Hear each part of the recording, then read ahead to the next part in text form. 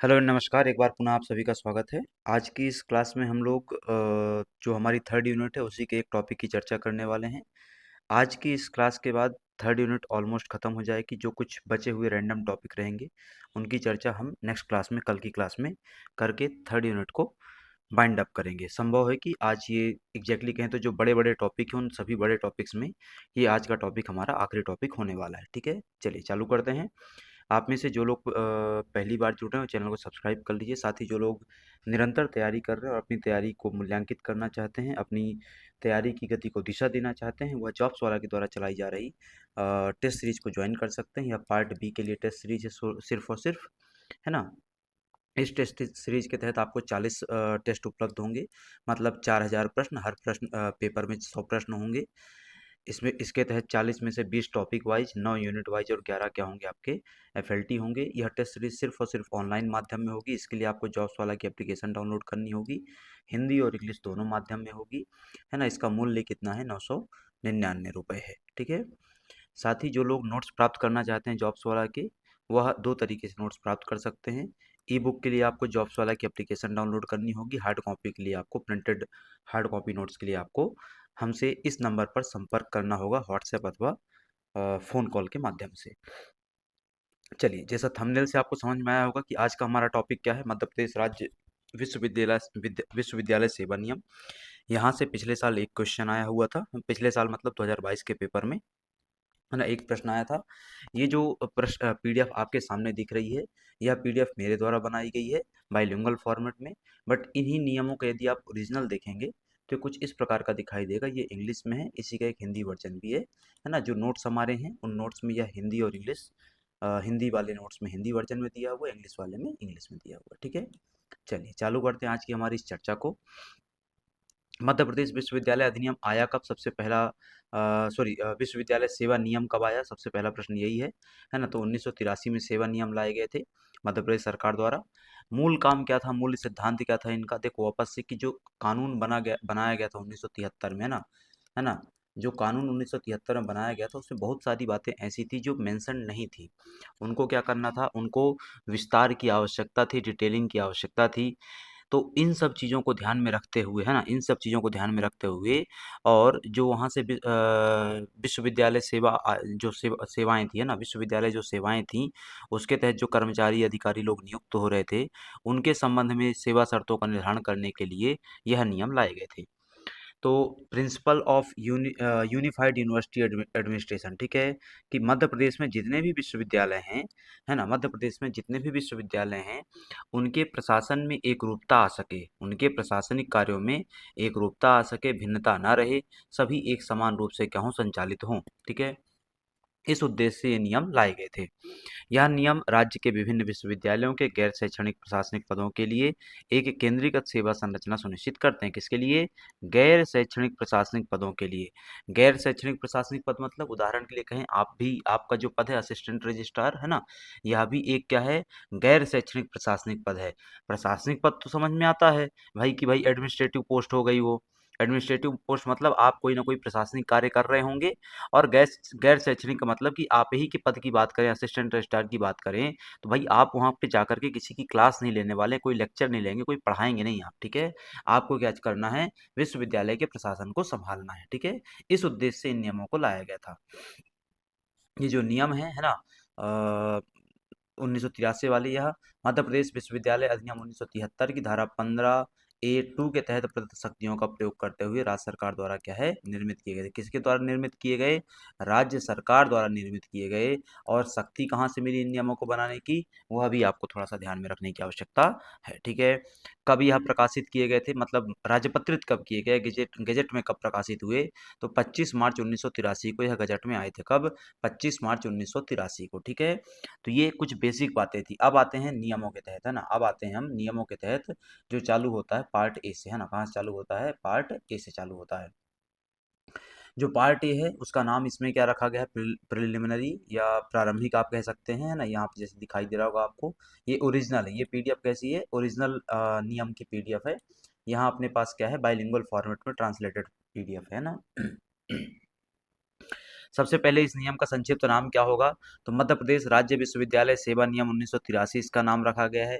ये बात कहाँ कही गई है? नियम 1 में कहा गया है ना? कहाँ पे रखा गया है? भाई रूल्स है ना, ये तो रूल 1, रूल 2, रूल 3 इसी प्रकार से चलेगा। कानून में हमने देखा लॉ में कि सेक्शन 1, सेक्शन 2, सेक्शन 3 चल रहा था, यहाँ पे रूल 1, रूल 2, रूल 3, ठीक है। नियम 1 का सब क्लॉज 1 क्या कहता है? इसका नाम कहता है। दूसरा, इस नियम को है ना, इस नियम को 1983 वाले नियम को, ये नियम अधिनियम की धारा 15A की उपधारा उपधारा 1 के तहत गठित राज्य विश्वविद्यालय सेवा के प्रत्येक सदस्य पर लागू होंगे। राज्य विश्वविद्यालय सेवा के बारे में हमने चर्चा की हुई है, जब हमने क्या पढ़ा था? मध्य प्रदेश विश्वविद्यालय अधिनियम 1973 पढ़ा था, तब हमने इसकी चर्चा की हुई थी। अब जो राज्य विश्वविद्यालय सेवा गठित किया जाता है, उसमें बहुत सारे कर्मचारी वृंद आते हैं, आप भी उसी का हिस्सा हैं, है ना? आप भी उसी राज्य विश्वविद्यालय सेवा का एक हिस्सा हैं। तो आपके लिए जो भी मतलब ये जो नियम बने हुए हैं, यह आप पर भी समान रूप से क्या होंगे? लागू होंगे, ठीक है? तो ये नियम को बनाने की शक्ति कहाँ से मिलती है? 15A से मिलती है। कहाँ से? 15A से। 15A क्या है? धारा है, किस चीज़ की धारा? 1973 के अधिनियम की, ठीक है? इसी के सब क्लॉज 1 के है ना, नियम 1 के सब क्लॉज 3 में जाएंगे। तो मध्य प्रदेश में राजपत्रित कब हुआ था? ये 25 मार्च 1983 का। दैट मीन्स कि लागू कब से हुआ? 25 मार्च से, है ना? लागू कब से हुआ? 25 मार्च 1980, ठीक है। अब इसमें नियम 2 में जाएंगे तो बहुत सारी क्या दी हुई हैं? डेफिनेशंस दी हुई हैं। ये नियम 2 है ना? इस नियम 2 के तहत बहुत सारी क्या है? डेफिनेशंस दी हुई हैं। ये डेफिनेशंस आपके किसी काम की नहीं एग्जाम के पर्सपेक्टिव से, फिर भी सुनने के लिए, समझने के लिए क्या क्या डेफिनेशन दी हुई हैं। अधिनियम, तो अधिनियम का मतलब यहाँ पे क्या माना जाएगा? 73 का अधिनियम माना जाएगा। यहाँ पे इस नियमावली में जहां जहां भी अधिनियम शब्द का प्रयोग होगा, वहां उस अधिनियम का मतलब क्या है? 1973 का अधिनियम, ठीक है। ऐसे ही आयोग, तो मध्य प्रदेश लोक सेवा आयोग, भाई राज्य सेवा जो आयोग है, सॉरी, राज्य विश्वविद्यालय जो सेवाएं हैं ना, विश्वविद्यालय जो सेवाएं हैं, तो विश्वविद्यालय सेवाओं के तहत जो कर्मचारी वृंद आते हैं, उनकी भर्ती कहाँ से होगी? मध्य प्रदेश लोक सेवा आयोग से होगी। जैसे आपकी भर्ती हो रही है, आप असिस्टेंट रजिस्ट्रार की भर्ती कहाँ से हो रही है? मध्य प्रदेश लोक सेवा आयोग से, एमपीपीएससी से हो रही है, ठीक है। इसके अलावा सरकार शब्द जहाँ पे आएगा, उसका मतलब मध्य प्रदेश सरकार है। अनुसूची, तो इन नियमों के साथ संलग्न अनुसूची हम आगे पढ़ेंगे, है ना? इन नियमों के साथ क्या है? अनुसूचियां भी जुड़ी हुई हैं। जैसे यहाँ पे आप आखिरी में जाएंगे तो आपको क्या मिल जाएंगी? ये शेड्यूल्स मिल जाएंगे। ये पूरे शेड्यूल यहाँ पे दिए हुए हैं ना। टोटल कितने शेड्यूल हैं? 3 शेड्यूल है ना। इसके अलावा अनुसूचित जाति और जनजाति क्या होगा? तो उसको संविधान के हिसाब से वो किया जाता है, डिफाइन किया जाता है कि यदि आप संविधान के आर्टिकल 366 के सब क्लॉज 24 में जाएंगे तो वहाँ पे आपको क्या मिलेगा? शेड्यूल कास्ट की परिभाषा मिलेगी। और यदि आप संविधान के 366 के सब क्लॉज 25 में जाएंगे तो वहाँ पे आपको शेड्यूल ट्राइब की डेफिनेशन मिलेगी, ठीक है। धाराओं का मतलब क्या होगा? तो जहां पर भी धारा शब्द आएगा, सेक्शन शब्द आएगा, उसका मतलब क्या है? कि हम 73 के अधिनियम की जो सेक्शन है उनकी बात करें। जैसे ऊपर क्या आया था? सेक्शन 15A आया, तो सेक्शन 15A किसका? 73 के अधिनियम का, ठीक है। इसके अलावा सर्विसेज का मतलब क्या है? तो वही जो 15A के तहत जो राज्य विश्वविद्यालय सेवा गठन गठन की बात की गई थी, स्टेट यूनिवर्सिटी सर्विसेज गठन की बात की गई थी, उससे सेवा का मतलब निकाला जाएगा। फिर है विश्वविद्यालय का मतलब क्या होगा? तो वह विश्वविद्यालय जिस पर यह अधिनियम लागू होता है ना, वहां पर इसको डिफाइन किया गया, ठीक है। तो यह अधिनियम कहाँ पर लागू होता है? मतलब प्रदेश के सभी विश्वविद्यालयों में लागू होता है, ठीक है। तो उसके हिसाब से आपको ध्यान में रखना है। ये पार्ट ए था, है ना। अब आता है पार्ट बी या पार्ट 2। उसके तहत क्या दिया हुआ है? तो constitution of the services and recruitment, कि भाई पहले क्या किया जाए? राज्य विश्वविद्यालय सेवा का गठन किया जाए। राज्य विश्वविद्यालय सेवा तो ऑलरेडी गठित है, उसके तहत जो अलग अलग प्रकार की सेवाएं हैं उनका गठन किया जाए, और देन उनका क्या किया जाए? रिक्रूटमेंट किया जाए। इसको ऐसे समझिए कि आप इमेजिन कीजिए, जस्ट, है ना, आप जस्ट इमेजिन कीजिए कि आज वो तारीख है ना, 1973 मान लीजिए, 1983 मान लीजिए, कुछ भी मान लीजिए आप, जब विश्वविद्यालय के प्रशासनिक कार्यों को संभालने के लिए, डे टू डे के फंक्शन को संभालने के लिए असिस्टेंट, सॉरी, रजिस्ट्रार जैसा कोई पद होता ही नहीं है। एक ऐसी परिस्थिति को इमेजिन कीजिए। तो अब क्या किया जाएगा? पहले असिस्टेंट रजिस्ट्रार का पद क्रिएट किया जाएगा, मतलब कॉन्स्टिट्यूशन ऑफ द सर्विस। चलो आगे चल करके हमने क्या किया? पद क्रिएट कर लिया, कोई दिक्कत नहीं है ना, काम होने लग गया। आगे चल करके पता चला कि रजिस्ट्रार के पास क्या है? लोड बढ़ रहा है, तो असिस्टेंट रजिस्ट्रार चाहिए होगा। तो फिर हमने देखा कि भाई ऐसा तो कोई पद होता ही नहीं असिस्टेंट रजिस्ट्रार जैसा। तो फिर क्या किया जाएगा? वापस से एक पद क्रिएट किया जाएगा, एक क्या है? नई सर्विस क्रिएट की जाएगी। उसको नाम क्या दिया गया? Assistant registrar. तो पहले क्या किया गया, constitution of the service, assistant registrar का पद क्रिएट किया गया, और देन उसके लिए क्या हो रही है, भर्ती हो रही है, आप उसी एग्जाम की तैयारी कर रहे हैं, ठीक है। तो इसमें सबसे पहले क्या आता है, नियम 3 आता है, रूल 3। वो क्या कहता है कि सर्विस का गठन किया जाए, सेवाओं का गठन किया जाए, है ना। सेवाओं के तहत निम्नलिखित व्यक्ति शामिल होंगे, कौन कौन शामिल होगा, सबसे पहले कि a person who on the date specified in the notification under section 15A sub clause 1 held any post in the service and have been permanently absorbed in accordance with the act or rule। देखो, जब 73 का कानून बना है, जब क्या हुआ, 73 का कानून बना और उसके तहत 15A सब क्लॉज 1 धारा जो आई, उसके तहत जो विश्वविद्यालय सेवाओं के गठन की बात की गई, यदि पहले से कोई व्यक्ति कार्यरत है विश्वविद्यालय में और परमानेंटली कार्यरत है, टेंटेटिव नहीं होना चाहिए, संविदा नहीं होना चाहिए, है ना, नियमित कर्मचारी होना चाहिए। यदि वहां पे क्या है, स्थायी रूप से, नियमित रूप से क्या है, कार्यरत है, तो हम उसको उसके क्या मानेंगे, उस विश्वविद्यालय सेवा का एक हिस्सा मानेंगे, ठीक है, उसको एक सेवा के तौर पे कंसीडर किया जाएगा। वे व्यक्ति जो इन नियमों के अनुसार सेवा में भर्ती किए गए हैं, ठीक है, इसके अलावा आगे चल करके इन नियमों के अकॉर्डिंग भी लोग भर्ती किए जाएंगे, तो वह भी इसी सेवा का हिस्सा माने जाएंगे, ठीक है। तो वो जो पहले से हैं लेकिन परमानेंट होने चाहिए, विश्वविद्यालय उनको परमानेंट तौर पे क्या किया हो, स्वीकार किया हो, या सरकार ने। दूसरा कि वे व्यक्ति जो आगे चल करके इन नियमों के दायरे में रह करके ही भर्ती किए जा रहे हैं, रिक्रूट किए जा रहे हैं, तो माने ही जाएंगे, ऑब्वियस सी बात है, ठीक है। अब आता है रूल 4, वो है क्लासिफिकेशन स्केल्स ऑफ पे एक्सेट्रा, है ना, मतलब सेवा शर्तें हैं कि सेवा का वर्गीकरण उनसे जुड़े वेतनमान और सेवा में शामिल पदों की संख्या अनुसूची 1 में निर्दिष्ट अनुसार की जाएगी, ठीक है। अब सेवा का वर्गीकरण कैसे होगा, यदि कोई सेवा गठित कर दी गई, मान लो असिस्टेंट रजिस्ट्रार गठित कर दिया गया, ठीक है, तो उसका वेतनमान क्या होगा, कितने पद सृजित किए जाएंगे उसके असिस्टेंट रजिस्ट्रार के, ये सब का निर्धारण कैसे होगा, शेड्यूल 1 में दिए गए निर्देशों के अनुसार होगा। शेड्यूल 1 में क्या दिया गया है, वहीं से पिछली बार क्वेश्चन आया था, पिछली बार का जो क्वेश्चन था शेड्यूल 1 से ही आया हुआ था, है ना। शेड्यूल 1 में क्या दिया हुआ है, दरअसल रिजर्वेशन क्राइटेरिया दिया हुआ है, क्या दिया हुआ है, रिजर्वेशन क्राइटेरिया दिया हुआ है। हम इसको आगे चल करके पढ़ेंगे, आज ही की क्लास में पढ़ेंगे, ठीक है। फिर एक प्रोविजो जोड़ दिया गया कि सरकार समय समय पर स्थायी या अस्थायी आधार पर पदों की संख्या क्या कर सकती है, बढ़ा या घटा सकती है। आपका जो नोटिफिकेशन आता है उसमें भी ये बात लिखी होती है ना, आप भी अभी नोटिफिकेशन खोल के देखेंगे तो उसमें लिखा होगा कि पदों की संख्या में परिवर्तन किया जा सकता है। भाई जिस प्रकार से आयोग एमपीपीएससी आपको लिख करके दे रहा है, उसी प्रकार से यह नियम बना हुआ है विश्वविद्यालय के लिए कि मान लो पूरे प्रदेश के लिए 50 असिस्टेंट रजिस्ट्रार के पद क्या किए गए, स्वीकृत किए गए। आगे चल करके लगता है कि इनमें कमी की जानी चाहिए तो कमी की जाएगी, कटौती कर दी जाएगी। लगता है कि और आवश्यकता है, कार्य बोझ बढ़ रहा है, तो नए पद सृजित किए जाएंगे, ठीक है। फिर आता है नियम 5, मेथड ऑफ रिक्रूटमेंट। भाई पद सृजित हो गया तो अब भर्ती करो। तो नियम क्रमांक 5 के सब क्लॉज 1 के तहत यदि हम बात करें तो पहला क्या है कि भाई नियम 7 के प्रावधानों पर प्रतिकूल प्रभाव डाले बिना, ठीक है। जो नियम क्रमांक 7 है ना, जो क्या है हमारा रूल नंबर 7 है, उस पे निगेटिव इम्पैक्ट डाले बिना, है ना, उसमें क्या है, निगेटिव इम्पैक्ट डाले बिना, ये एब्जॉर्प्शन का है। एब्जॉर्प्शन का मतलब यहाँ पे क्या है समझ लो, ठीक है, कि जो पुराने कर्मचारी, इस नियम के बनने के पहले जो पुराने कर्मचारी पहले से नौकरी में लगे हुए थे और नियमित थे, परमानेंट थे, उनको विश्वविद्यालय ने क्या किया, एब्जॉर्ब कर लिया, स्वीकार कर लिया, मान्यता दे दी, है ना। उनके उसमें टेन्योर में, उनके कार्य में, उनकी उसमें भर्ती में कोई प्रभाव, निगेटिव प्रभाव डाले बिना क्या करना है आपको, भर्ती करनी है नियम 5 के तहत, ठीक है। तो नियम 7 के प्रावधानों पर प्रतिकूल प्रभाव डाले बिना सेवा में भर्ती निम्नलिखित विधियों में से की जाएगी। बात समझ में आई। नियम 7 क्या है हमने समझ लिया। भाई नियम 7 में सिंपल क्या लिखा हुआ कि जो पुराने कर्मचारी पहले से लगे हुए हैं उन पर किसी प्रकार का कोई निगेटिव इम्पैक्ट डाले बिना आपको भर्ती करनी है नियम 5 के तहत। किन किन सिद्धांतों में भर्ती होगी भाई, एक सिद्धांत तो क्या है, डायरेक्ट रिक्रूटमेंट हो जाए जैसे आप लोग का हो रहा है। दूसरा क्या हो जाए, प्रमोशन से भी हो सकता है, भाई असिस्टेंट रजिस्ट्रार रजिस्ट्रार बन जाएगा। इस प्रकार से कि निम्न पद धारण करने वाले व्यक्तियों को उच्च पदों पर क्या करना, प्रमोशन करना, ठीक है। भाई ऊपर से नीचे से ऊपर की तरफ क्या हो जाएगा, प्रमोट हो जाएगा अलग अलग पदों में।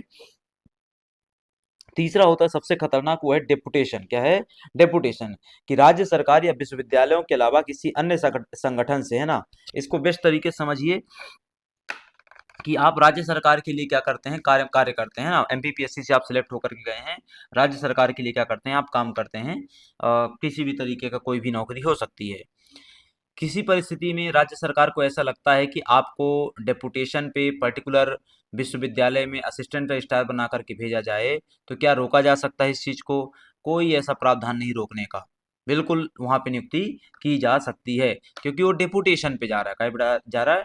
डेपुटेशन पे जा रहा है। इसको सामान्य तरीके से कहें, ये होता कैसे है, मतलब ये एग्जैक्टली प्रैक्टिकल तरीके से धरातल में कैसे होता है।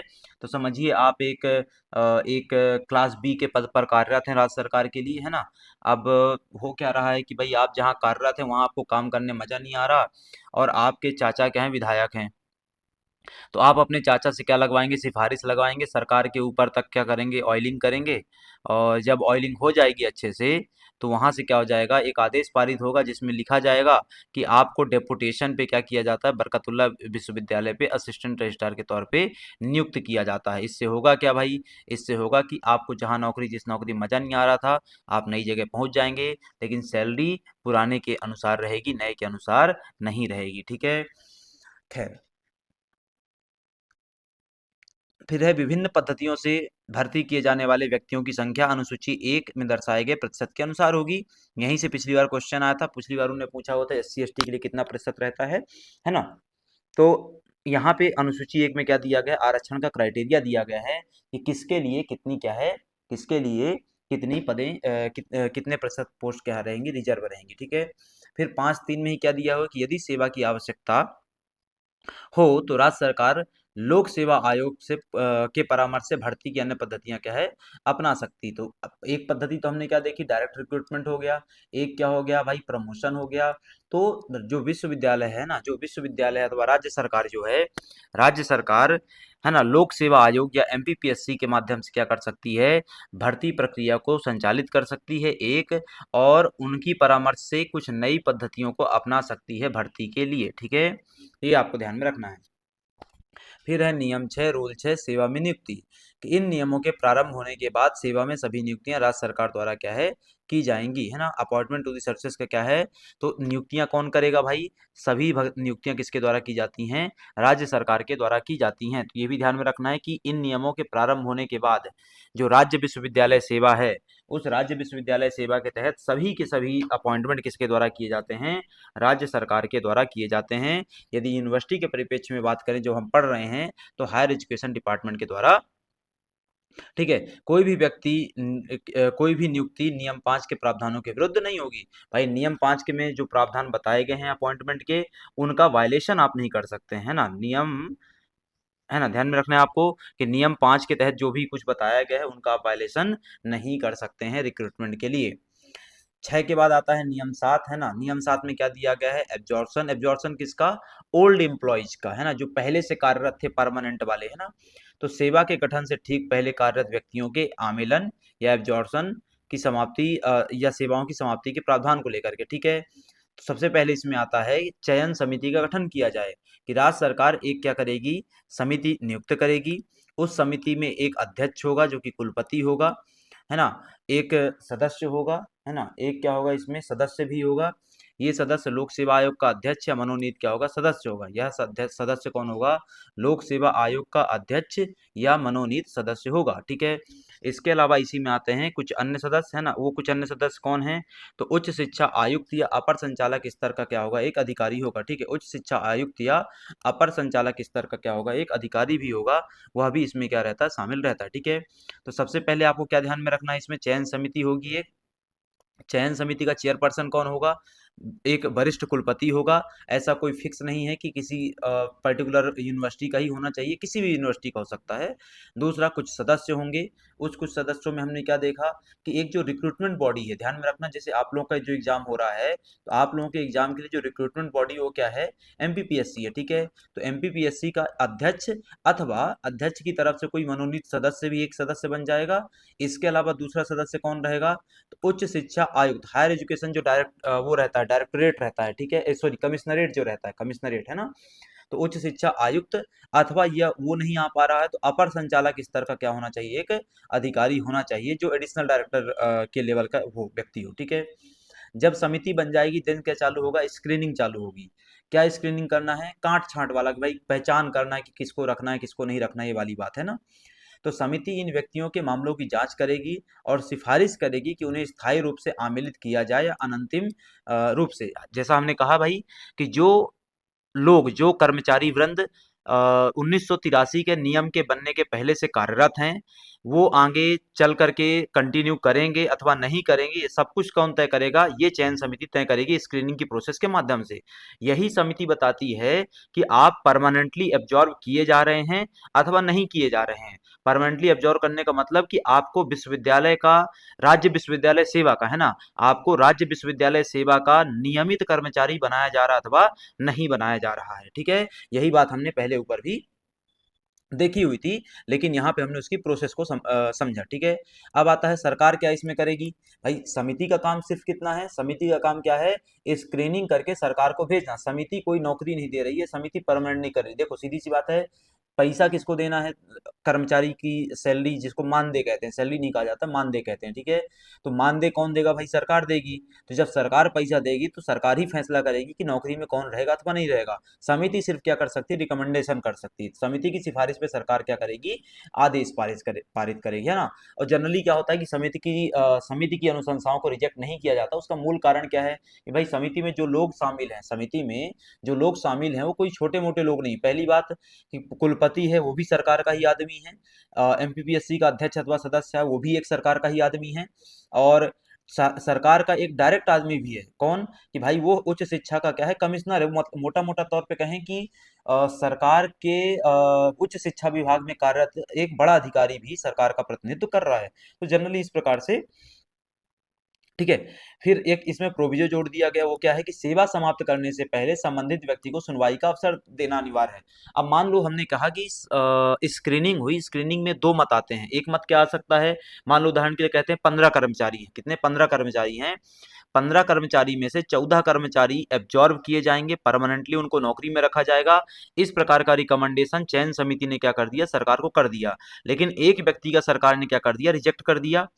तो सरकार, सॉरी, चयन समिति ने रिजेक्ट कर दिया। तो चयन समिति जिस एक व्यक्ति को रिजेक्ट करेगी उसको भी अपनी बात रखने का, समिति के समक्ष अपनी बात रखने का मौका दिया जाएगा। मतलब उदाहरण के लिए कि यदि पर्सन एक्स को क्या किया जा रहा है, रिजेक्ट किया जा रहा है, तो पर्सन एक्स को चयन समिति के समक्ष अपना मत रखने का, अपना विचार रखने का क्या मिलना चाहिए, मौका मिलना चाहिए। ठीक है, 7D में आता है ना। 7D क्या कहता है, एनुअल रिव्यू को लेकर के, कि अनंतिम रूप से आमेलित व्यक्तियों, है ना, कि वो कर्मचारी वृंद, है ना, वो एम्प्लॉइज जो परमानेंटली या अनंतिम रूप से फाइनली क्या कर लिए गए हैं, एब्जॉर्व कर लिए गए हैं ना। यहाँ पे आमेलित का मतलब क्या है, एब्जॉर्व करना। एब्जॉर्व करने का मतलब क्या है कि उनको राज्य विश्वविद्यालय सेवा का क्या बना लेना, परमानेंट हिस्सा बना लेना। ठीक है, the cases of a person provisionally absorb shall be reviewed annually by the committee. अब मान लो उदाहरण के कहते हैं कि एब्जॉर्ब तो कर लिया गया, आज की तारीख है, मान लो उदाहरण के लिए 1 अप्रैल को एब्जॉर्ब कर लिया गया, फाइनेंशियल ईयर से ही उसको कैलकुलेट कर लेते हैं। तो साल भर बाद, मतलब 31 मार्च जब पूरा हो जाएगा, साल भर पूरे हो जाएंगे, तो फिर से क्या किया जाएगा, कमेटी के द्वारा रिव्यू किया जाएगा कि क्या इस व्यक्ति को कंटिन्यू करना है, कंटिन्यूसली आगे एब्जॉर्ब करके रखना अथवा नहीं करना है। बोले ये किस पैमाने पे होगा भाई, तो ये उसकी परफॉर्मेंस के पैमाने पे होगा। यदि वो बेहतर परफॉर्म कर रहा है देन उसकी नौकरी कंटिन्यू रहेगी। यदि वो बेहतर परफॉर्म नहीं कर रहा है तो उसको क्या कर दिया जाएगा, वापस से स्क्रीनिंग की प्रोसेस के माध्यम से बाहर कर दिया जाएगा। ठीक है, फिर आता है पेमेंट ऑफ द सैलरी, वेतन का भुगतान, वही उसी कर्मचारी को लेकर के, कि धारा 15A के सब क्लॉज 4 के तहत, हमने 15A पढ़ा हुआ है। 15A में क्या दिया हुआ है, राज्य विश्वविद्यालय सेवा दी हुई है। क्या दिया हुआ है, राज्य विश्वविद्यालय सेवा दी हुई है।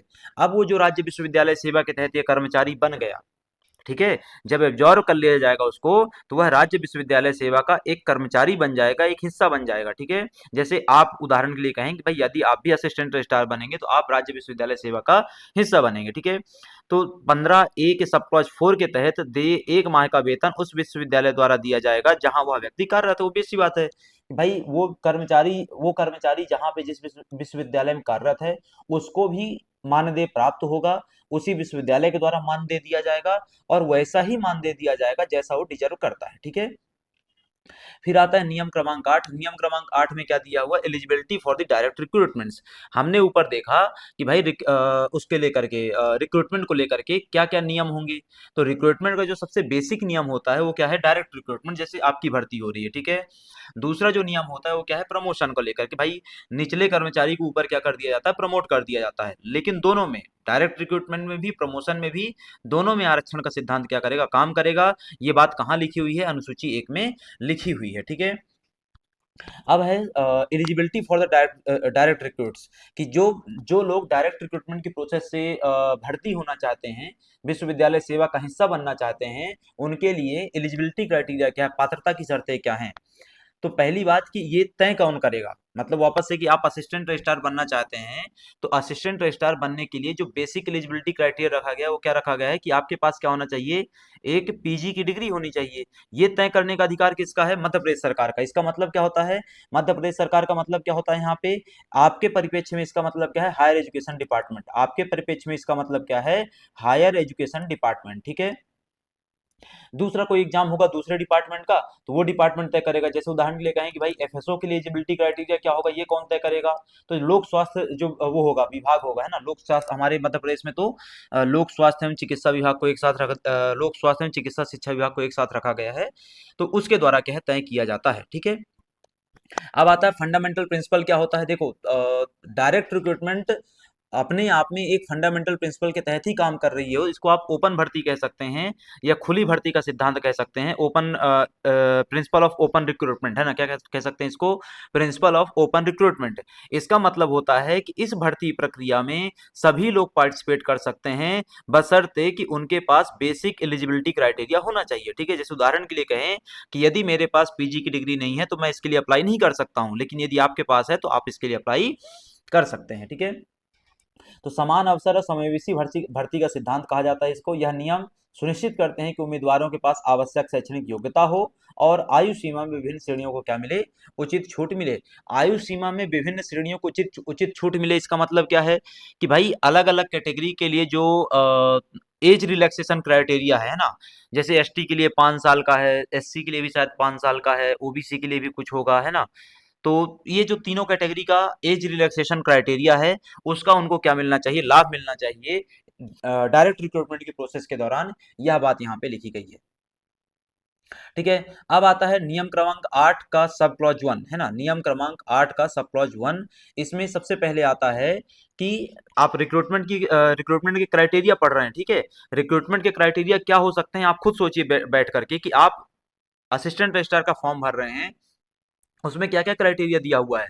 आपकी आयु 21 वर्ष की होनी चाहिए, लिखा होगा फॉर्म में। आपने क्यों चेक नहीं किया, क्योंकि भाई आपको पता है कि आप ऑलरेडी क्या हो रहे हैं, मरने की उम्र में पहुंच गए हैं, बुढ़ा रहे हैं, है ना। तो भाई कौन चेक करने बैठेगा, इस 21 के तो ऊपर होंगे, एक बात। दूसरी कि आपके पास क्या होना चाहिए, डिग्री होनी चाहिए पीजी की। तो भाई आपने क्या किया, पीजी रखी हुई है, तो आपने वापस से उसको चेक नहीं किया कि भाई पीजी है हमारे पास या नहीं है। तो इस प्रकार के कई सारे क्राइटेरिया वहाँ पे छोटे-छोटे क्या होते हैं, मेंशन्ड होते हैं, ठीक है। अब आता है आयु को लेकर के, तो हमने कहा कि भाई 21 साल की आयु होनी चाहिए, लेकिन प्रश्न यही है कि 21 साल गणना कब से करेंगे, किस तारीख को मानेंगे कि 21 साल होनी चाहिए। तो जनरली एमपीपीएससी के द्वारा क्या किया जाता है ना, जनरली एमपीपीएससी के द्वारा क्या किया जाता है कि उसी वर्ष का जो है ना, उसी वर्ष का, जिस वर्ष का नोटिफिकेशन है अथवा अगले वर्ष का, जिस वर्ष का नोटिफिकेशन है अथवा अगले वर्ष का जो 1 जनवरी का तारीख होता है, जैसे 2025 का नोटिफिकेशन है आपका, 31 दिसंबर 2025 को आपका नोटिफिकेशन आया था, तो जो आयु गणना होगी वो किस तारीख पर होगी,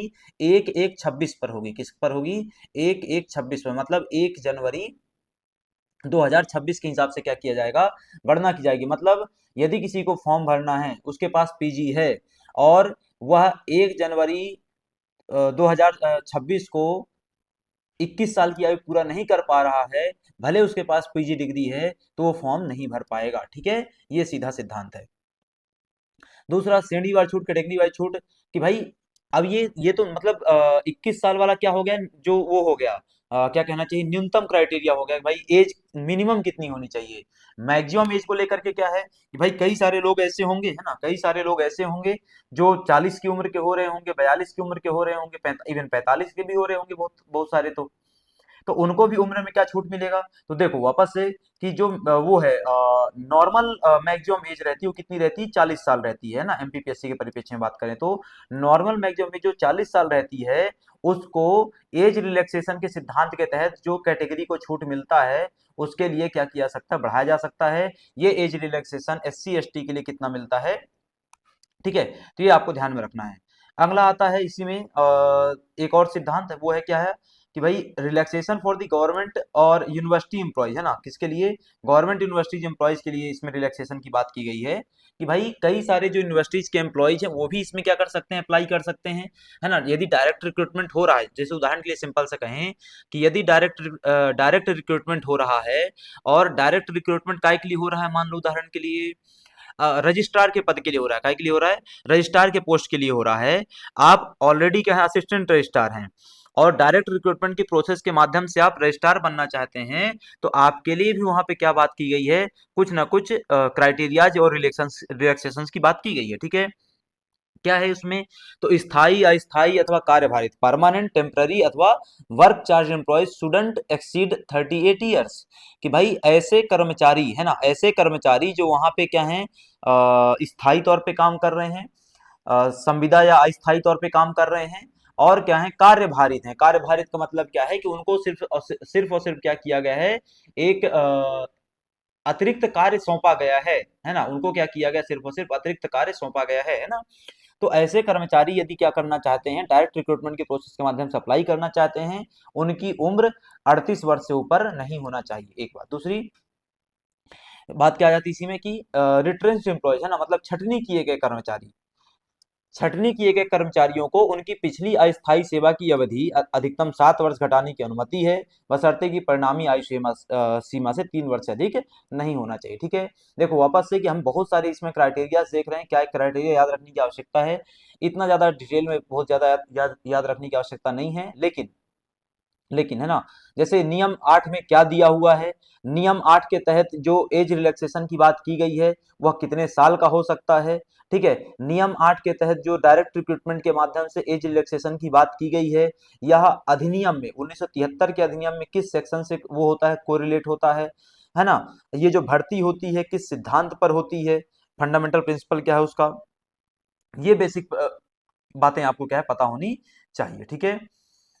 इसके अलावा एक्स सर्विसमैन को लेकर के भी बात की गई है। भाई आप अपना भी फॉर्म खोलेंगे, है ना, आप अपना भी अभी एआर का फॉर्म खोल करके देखेंगे तो उसमें भी आपको एक्स सर्विसमैन का एक अलग कोटा दिखाई देगा, रिजर्वेशन दिखाई देगा, है ना। हो सकता है आपके में दिखाई नहीं देगा, क्यों? क्योंकि भाई 14-15 पोस्ट में उनका परसेंटेज बन ही नहीं पाता है कि उनके लिए एक पोस्ट उसमें क्या कर दी जाए? रिजर्व कर दी जाए, ठीक है। मतलब जब 14-15 पोस्ट को आप क्या करेंगे? पहले वर्टिकली देन हॉरिजेंटली क्या करना चालू कर देंगे? आप डिवाइड करना चालू कर देंगे, तो उनके लिए कुछ परसेंटेज निकल ही नहीं पाता है, ठीक है। लेकिन यदि बहुत ज्यादा संख्या हो, जैसे उदाहरण के लिए कहें कि 1000 पोस्ट आ रही हैं, तब उसमें एक्स सर्विसमैन का कोटा आपको स्पष्ट तौर पे दिखाई देगा। एक दूसरा कि उनके लिए एज रिलैक्सेशन भी वहां पे दिखाई देगा, ठीक है। ये आपको ध्यान में रखना है ना। यहाँ पे जो पॉइंट है वो हमारे बहुत ज्यादा काम के नहीं है, ठीक है। चलिए अगला आता है नियम 8 का सब क्लॉज 2, है ना। नियम 8 का सब क्लॉज 1 हमने देखा आयु छूट को लेकर के, और नियम 8 का सब क्लॉज 2 आता है एजुकेशन क्वालिफिकेशन क्या होगी, है ना।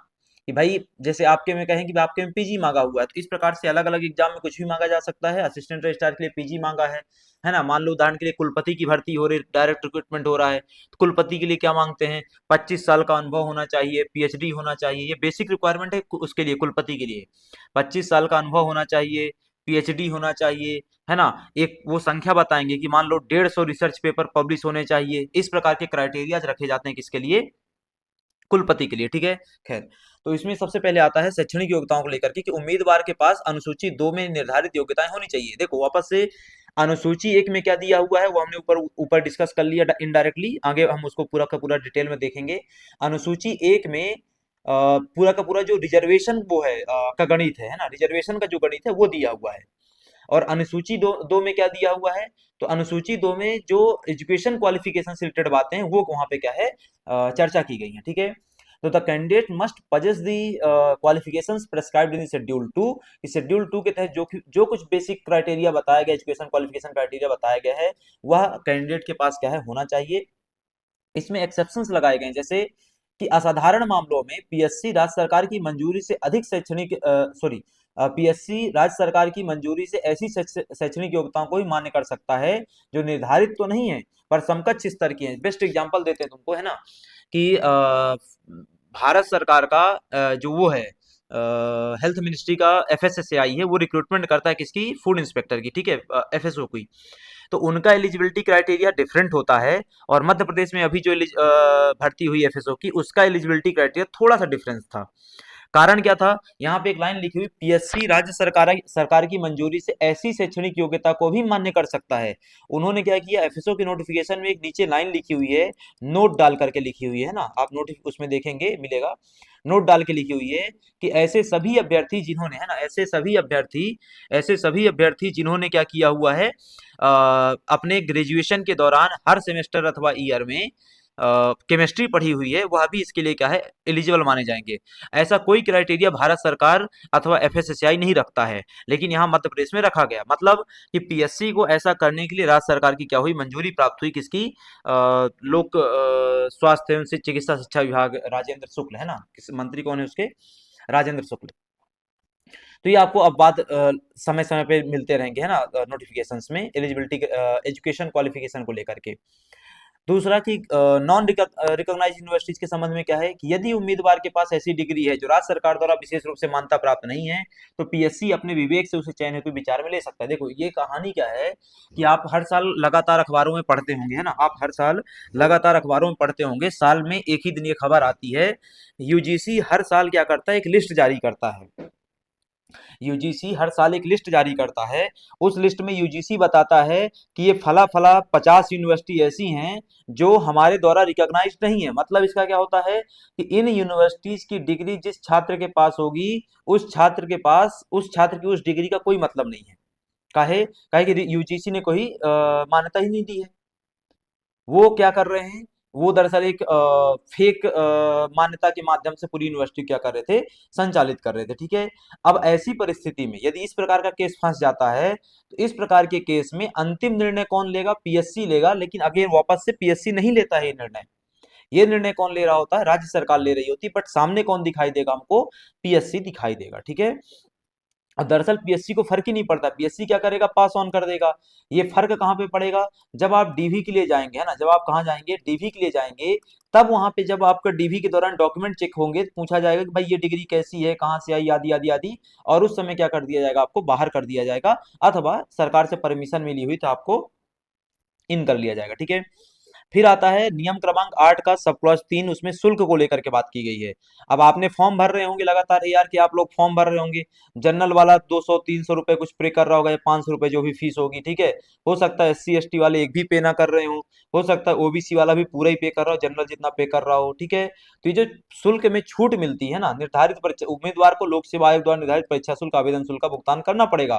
तो भाई पहली बात तो क्या कर दिया गया, इन जनरल क्या कर दिया था, फीस तय कर दी जाती है, और बाद में उसी के नीचे क्या बता दिया जाता है, रिलैक्सेशन बता दिया जाता है कि एससी को इतनी छूट मिलेगी, एसटी को इतनी छूट मिलेगी। अथवा दूसरे तरीके से कि एससी एसटी, जैसे बेस्ट एग्जांपल है कि भाई यूपीएससी का आप फॉर्म भरते हैं, यूपीएससी का फॉर्म भरते हैं, सिविल सर्विसेज की बात कर रहा हूं मैं, है ना, यूपीएससी का सिविल सर्विसेज का फॉर्म भरते हैं, तो वहां पे महिलाओं के लिए 0 फीस है ना। तो अब ये नोटिफिकेशन में बताया जाता है इस चीज को। बाकी इन जनरल जनरल फीस कितनी रहती है, मेरे ख्याल से 100 रुपए रहती है, ठीक है।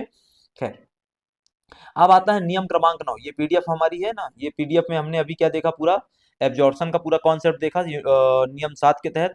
देन नियम 8 के तहत हमने क्या देखा, एलिजिबिलिटी के जो कंडीशंस हैं, है ना, sorry, eligibility criteria and relaxation, eligibility criteria relaxation related to education, age, है ना, फीस एक्सेट्रा एक्सेट्रा। अब यहाँ पे आता है हमारा, है ना, नियम क्रमांक 9।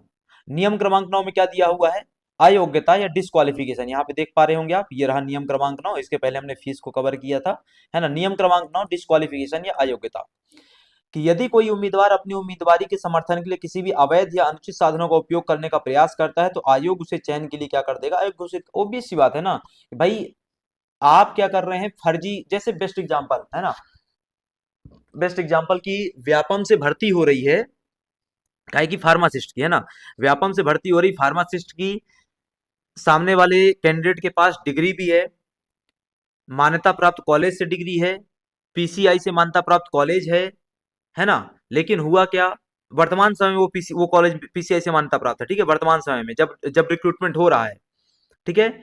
लेकिन जब वो कॉलेज में था, जब वो पढ़ाई कर रहा था, तब उसके कॉलेज का पीसीआई के द्वारा मान्यता निरस्त कर दिया गया था 1 साल के लिए। काहे कि जो मानदंड निरस्त क्यों करते हैं, क्योंकि मिनिमम जो वो रहता है, स्टैंडर्ड्स रहते हैं, उनको फॉलो नहीं किया जाता, ठीक है। कि भाई इतनी लैब होने चाहिए, इतने बच्चे होने चाहिए, इतने टीचर होने चाहिए, इतना प्रैक्टिकल होना चाहिए, ऐसे ढेर सारी स्टैंडर्ड्स बनाए जाते हैं, उनको फॉलो नहीं करेंगे तो मान्यता रद्द कर दी जाएगी, ठीक है। अब मान लो जब वो पढ़ रहा था तब उसकी उस समय मान्यता रद्द कर दी गई थी, वर्तमान में उनको कॉलेज को मान्यता मिल चुकी है, लेकिन उसकी डिग्री के दौरान जब डिग्री पूरी हुई तब मान्यता नहीं थी। अब व्यापम ने फार्मासिस्ट की भर्ती के लिए दो ही बातें मांगी हुई थी एजुकेशन क्वालिफिकेशन में। एक, कि आपके पास पीसीआई से मान्यता प्राप्त कॉलेज से क्या होनी चाहिए, बैचलर ऑफ फार्मेसी की डिग्री होनी चाहिए। तो उसके पास बैचलर ऑफ फार्मेसी की डिग्री तो है, लेकिन वो डिग्री पीसीआई से मान्यता प्राप्त नहीं है। तो भाई उस परिस्थिति में क्या कर दिया जाएगा, उसको डिस्क्वालीफाई कर दिया जाएगा, ठीक है। और उस समय आप कोई क्वेश्चन रेज नहीं कर सकते हैं। और ये डिस्क्वालिफिकेशन है ना, ये डिस्क्वालिफिकेशन 2 चरणों पे हो सकता है। कई बार आयोग के चरणों पे ही हो जाता है, लेकिन मैंने देखा सामान्यतः कि आयोग के चरण पे नहीं होता है। ये कहाँ पे होता है, दरअसल डीवी के स्टेज पे होता है। कहाँ पे होता है, डीवी के स्टेज पे होता है, कि जब आप डॉक्यूमेंट वेरिफिकेशन के लिए जाएंगे तब चेक किया जाएगा। आयोग के स्तर पे कहीं भी डॉक्यूमेंट वेरिफिकेशन नहीं होता है, ठीक है। मतलब आप अपने डॉक्यूमेंट लेके जाते हैं, इंटरव्यू तक के लिए लेके जाते हैं, लेकिन इंटरव्यू होगा कि डॉक्यूमेंट चेक होंगे, है ना। तो ये खैर, अब आता है कमीशन डिसीजन, कि आयोग के निर्णय को लेकर के, है ना, पात्रता के संबंध में आयोग के क्या निर्णय होंगे। नियम 10 में ये बात की गई है। क्या है कि उम्मीदवार की पात्रता या अपात्रता के संबंध में लोक सेवा आयोग का निर्णय अंतिम निर्णय होगा। ये हमने देखा भाई, यहाँ पे लिखा होता ना भाई, कि डिस्क्वालिफिकेशन कौन करेगा, आयोग करेगा। एक दूसरा, क्या आप आयोग के डिस्क्वालिफिकेशन के निर्णय के अगेंस्ट कहीं अपील कर सकते हैं, नहीं कर सकते हैं। क्यों, क्योंकि इसमें लिखा हुआ स्पष्ट तौर पे कि the decision of the state public service commission regarding eligibility और ineligibility of the candidate shall be final. Final का मतलब ये होता है कि आप कहीं अपील नहीं कर सकते हैं। दूसरा, कि a candidate whom an admit card has not been issued by the commission shall not be called for interview. Obvious सी बात है कि यदि तुम्हारे लिए इंटरव्यू का एडमिट कार्ड जारी नहीं किया गया है ना। अभी आयोग लगातार बहुत सारे एग्जाम के, खास करके जैसे मेडिकल ऑफिसर की बात करें तो उसके लिए इंटरव्यू ले रहा है। तो भाई इंटरव्यू देने कौन जाएगा, भाई जिसके लिए एडमिट कार्ड जारी होगा इंटरव्यू को, वही तो जाएगा, है ना। बाकी लोग तो जा ही नहीं पाएंगे। यदि कोई का इंटरव्यू एडमिट कार्ड जारी नहीं हुआ है और वो इंटरव्यू देने पहुंच जाए तो आयोग क्या करेगा, भगा देगा, गेट से ही भगा दिया जाएगा, है ना। खैर, तो नियम 10 में ये क्या दिया हुआ है कि आयोग का निर्णय अंतिम होगा। फिर आता है नियम 11, वो है डायरेक्ट रिक्रूटमेंट रिजर्वेशन को लेकर के। ये बात हमने ऊपर भी पढ़ी हुई थी कि प्रोसेस क्या होगा रिक्रूटमेंट का, डायरेक्ट रिक्रूटमेंट होगा अथवा प्रमोशन होगा। दूसरा, रिजर्वेशन का कॉन्सेप्ट हमने ऊपर देखा हुआ था, जो कि कहाँ वर्णित है, आपके अनुसूची 1 में, शेड्यूल 1 में क्या है, डिटेल में क्या वर्णित किया गया है। अब इसमें सब क्लॉज 1 क्या कहता है, नियम 11 का सब क्लॉज 1 क्या कहता है, इंटरवल ऑफ द सिलेक्शन, की राज्य सरकार आयोग के परामर्श से समय समय पर भर्ती के अंतराल क्या करेगी, निर्धारित करेगी। State government in consultation with the commission shall determine the intervals for recruitment from time to time. कि भाई असिस्टेंट रजिस्ट्रार की भर्ती 22 में हो गई, असिस्टेंट रजिस्ट्रार की भर्ती 25 में हो रही है, असिस्टेंट रजिस्ट्रार की भर्ती 18 में हुई थी, असिस्टेंट रजिस्ट्रार की भर्ती 27 में होगी। ये जो इंटरवल बना हुआ है ये कौन तय कर रहा है, ठीक है। तो राज्य सरकार आयोग के परामर्श से समय समय पे तय कर रही है। दूसरा, सिलेक्शन प्रोसेस की आयोग उम्मीदवारों की स्क्रीनिंग करेगा। कैसे करेगा भाई, आयोग उम्मीदवारों की स्क्रीनिंग करेगा कैसे, एक एग्जाम ले लेगा। भाई आपका 17 मई को एग्जाम है, स्क्रीनिंग की स्टेज 1 हो गई, ठीक है। यहां से 3 गुना लोगों को उन्होंने इंटरव्यू के लिए बुला लिया, नंबर ऑफ पोस्ट का 3 गुना, ठीक है भाई। 15 पोस्ट हैं तो 45 लोग को इंटरव्यू के लिए बुला लिया। ये दूसरी स्टेज हो गई स्क्रीनिंग की, और फाइनल भी है ना। दूसरी स्टेज ही क्या होगी, फाइनल स्टेज हो जाएगी। अब जैसे एसआई के एग्जाम हो रहा है, एसआई के एग्जाम में बात करें, मतलब इससे रिलेटेड नहीं हमारे, लेकिन एसआई के एग्जाम में शायद 4 स्टेज है मेरे ख्याल से, है ना। मतलब पहला प्रीलिम्स का स्टेज है, देन मेंस का स्टेज है, देन फिजिकल का स्टेज है, और देन फाइनल इंटरव्यू का स्टेज है। मतलब 4 स्टेज है स्क्रीनिंग की, ठीक है। तो ये आपको ध्यान में रखना है। लिखित परीक्षा साक्षात्कार के माध्यम से उपयुक्तता का क्या किया जाएगा, उपयुक्तता का मतलब यहाँ पे है कि भाई आप आयोग के लिए क्या है, काम के व्यक्ति हैं अथवा नहीं है, सुटेबल हैं अथवा नहीं है, ये तय किया जाता है। फिर है कैटेगरी वाइज रिजर्वेशन, कि यहाँ से पिछली बार क्वेश्चन आता है ना, कि पदों का आरक्षण मध्य प्रदेश लोक सेवा अनुसूचित जाति जनजाति अन्य पिछड़ा वर्गों के लिए आरक्षण अधिनियम 1994 के अनुसार किया जाएगा। ध्यान रखना, मध्य प्रदेश में जो वर्तमान में आरक्षण की वो है, आरक्षण का जो सिद्धांत है या परसेंटेज जो तय किया जाता है, वो कब से तय हो रहा, किस नियम से, अधिनियम से तय होता है? 1994 का जो रिजर्वेशन एक्ट आया था, है ना, पदों का आरक्षण मध्य प्रदेश लोक सेवा, ये पूरा नाम है उसका, एक्ट का, ठीक है। एक्ट का पूरा नाम क्या है? पदों का आरक्षण मध्य प्रदेश लोक सेवा अनुसूचित जाति जनजाति अन्य पिछड़ा वर्गों के लिए आरक्षण अधिनियम 1994, ठीक है। तो इसके हिसाब से तय किया जाएगा। अब इसमें एक बात क्या जोड़ दी गई कि मूल नियम में, है ना, अब देखो वापस से क्या होगा कि समय समय पर पॉपुलेशन के परसेंटेज के हिसाब से अथवा रिग्रेसिवनेस के हिसाब से, पिछड़ेपन के हिसाब से सरकार क्या तय करती है? रिजर्वेशन को बढ़ाती है अथवा घटाती है, ठीक है। घटाती तो है नहीं, बढ़ाती नहीं, है ना। तो मूल नियम में एससी एसटी हेतु क्रमशः 15%, सॉरी, एसटी और एससी हेतु 15 और 18% का उल्लेख था, जो अब 94 के अधिनियम के अनुसार संशोधित है ना। और ये मूल नियम का मतलब क्या है? दरअसल 73 का जो अधिनियम है हम उसकी बात कर रहे हैं, ठीक है। अब वो 94 में जब क्या कर दिया गया, आरक्षण के लिए सेपरेट कानून बना दिया गया, तो उसमें चीजों को क्या कर दिया गया, बातों को बदल दिया गया, बदल नहीं दिया गया, परिवर्तित करके नए सिरे से उनको क्या किया गया, लागू कर दिया गया, ठीक है। फिर है 11 का सब क्लॉज 4, वो है ऑर्डर ऑफ द अपॉइंटमेंट, कि आरक्षित रिक्तियों को भरने में एससी एसटी उम्मीदवारों के नाम नियम 12 की सूची के अनुसार योग्यता क्रम में रखे जाएंगे। आगे हम नियम 12 को क्या करेंगे, चर्चा करने वाले हैं, ठीक है। तो उसमें सिंपल सा क्या बोल दिया गया कि in filling the reserve vacancies, कि भाई एससी के लिए मान लो 5 पद रिजर्व हैं, एसटी के लिए 10 पद रिजर्व हैं, ओबीसी के लिए भी मान लो 15-20 पद रिजर्व है, जो भी है ना। तो in filling of the reserve vacancies the names of the SC ST candidates shall be placed in order of merit as per the list in the rule 12। इसका मतलब क्या होता है कि भाई ये जो आरक्षण है एससी एसटी का 5%, 10%, 5 सीट का, 10 सीट का, 15 सीट का, जो भी है, क्या इसमें सभी एससी एसटी वाले चले जाएंगे? नहीं।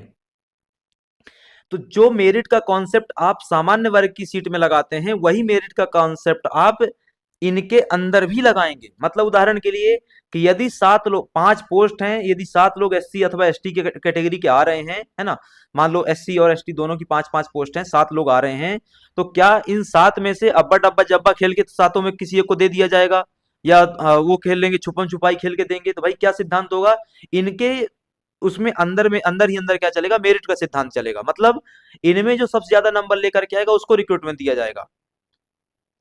कोई कठिन बात नहीं है, यही तो हो रहा है रोज रोज, मतलब जो भी एग्जाम होते हैं उनमें सब में यही तो होता है भाई, कि भाई यदि 10 सीट एससी के लिए रिजर्व थी, तो उन 10 में से कौन एससी वाला जाएगा? वो एससी का व्यक्ति जाएगा जो ज्यादा नंबर लेकर के आया होगा, ठीक है। फिर आता है 11 का 5, है ना, मतलब नियम क्रमांक 11 का सब क्लॉज 5, उसमें है एडमिनिस्ट्रेटिव एफिशिएंसी। क्या है भाई? तो प्रशासनिक दक्षता को ध्यान में रखते हुए आयोग द्वारा उपयुक्त पाए गए एससी एसटी उम्मीदवारों को ही नियुक्त किया जाएगा। वही बात यहाँ पे कि भाई प्रशासनिक दक्षता कैसे मापोगे? प्रशासनिक दक्षता मापने का एक ही तरीका है, मेरिट, दूसरा कोई तरीका नहीं है, ठीक है, दूसरा कोई तरीका नहीं है। फिर आता है बैकलॉग और कैरी फॉरवर्ड का सिद्धांत। ये सिद्धांत बहुत पुराने नहीं है, ये सब अमेंडमेंट से लाए गए, ये सब ओरिजिनल कॉन्स्टिट्यूशन में नहीं होता था। आगे चल करके सरकार ने क्या किया, खास करके अटल बिहारी जी की सरकार में क्या किया गया, ये सब कॉन्सेप्ट लाए गए अमेंडमेंट करके। खैर, बैकलॉग का मतलब क्या है यहाँ पे, कि यदि आरक्षित वर्ग के पर्याप्त उम्मीदवार नहीं मिलते हैं तो पदों को पुनः विज्ञापित किया जाएगा। उदाहरण के लिए समझो, असिस्टेंट रजिस्ट्रार की 1000 पोस्ट निकाली गई, इसमें से 100 पोस्ट एससी की हो गई, 150 पोस्ट एसटी की हो गई, 400 पोस्ट ओबीसी की हो गई, और बाकी बची पोस्ट क्या हो गई, ओपन की हो गई, ठीक है। बाकी बची पोस्ट क्या हो गई, ओपन की हो गई। ये पूरी भरा गई, ये भी पूरी भरा गई, है ना। अब क्या हुआ, एससी में 50 सीट भराई, एसटी में क्या हुआ, 100 सीट भराई। कारण क्या था कि बेसिक एलिजिबिलिटी क्राइटेरिया फुलफिल करने वाले लोग उनको नहीं मिले, 100 लोग नहीं मिले। तो जब बेसिक एलिजिबिलिटी क्राइटेरिया फुलफिल करने वाले 100 लोग नहीं मिले, उस एग्जाम के मिनिमम क्वालिफाइंग मार्क्स को लाने वाले 100 लोग नहीं मिले, तो 50 पद भराए, 50 मिले थे तो 50 पद भराए, 50 खाली रह गए। अब क्या होगा, तो जब मान लो अगले साल या कभी भी क्या होगा, असिस्टेंट रजिस्ट्रार के नए पद आएंगे, तब क्या किया जाएगा, इनके बचे हुए 50 पद और इनके बचे हुए 50 पद को क्या किया जाएगा, अगले साल के या आगे आने वाले नोटिफिकेशन में क्या कर दिया जाएगा, जोड़ा जाएगा। कैसे? अब मान लो वापस से 1000 पद आ रहे हैं, है ना। ये 2022 की वैकेंसी मान लो या 2025 की वैकेंसी मान लो। अब वापस से 1000 पद आ रहे हैं। अब क्या होगा इसमें, 1000 पद को वापस से दान लगा, 100 पोस्ट एससी की, 150 एसटी की, 450 ओबीसी की, बाकी बची किसकी, ओपन कैटेगरी की, है ना। अब यहाँ से 50 पद एससी के बच गए थे, तो ये 50 पद एससी के कितने हो गए, अब टोटल मिला करके 150 हो गए। क्यों, क्योंकि 100 नए वैकेंसी के और 50 बैकलॉग वैकेंसी के, इनके भी 50 बचे थे एसटी वालों के। तो भाई ये 150 नए आ गए, प्लस प्लस 50 कर लो, ये कितने हो गए, 200 हो गए। भाई 50 कौन से हैं, पुराने बैकलॉग वाले हैं, ठीक है। यही कैरी फॉरवर्ड का सिद्धांत है कि जो पद पिछली बार नहीं भरा पाए थे उनको कैरी फॉरवर्ड किया जाएगा। और दूसरा बात, दूसरा महत्वपूर्ण बात, कि ये जो कैरी फॉरवर्डेड पोस्ट हैं वो नए नोटिफिकेशन के रिजर्वेशन के क्राइटेरिया में काउंट नहीं किए जाएंगे।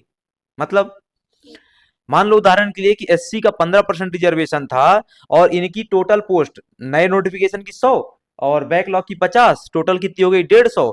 ये 15%, ये जो 150 पोस्ट है ये 15% के क्राइटेरिया को ब्रेक कर रही हैं, बाहर जा रही हैं।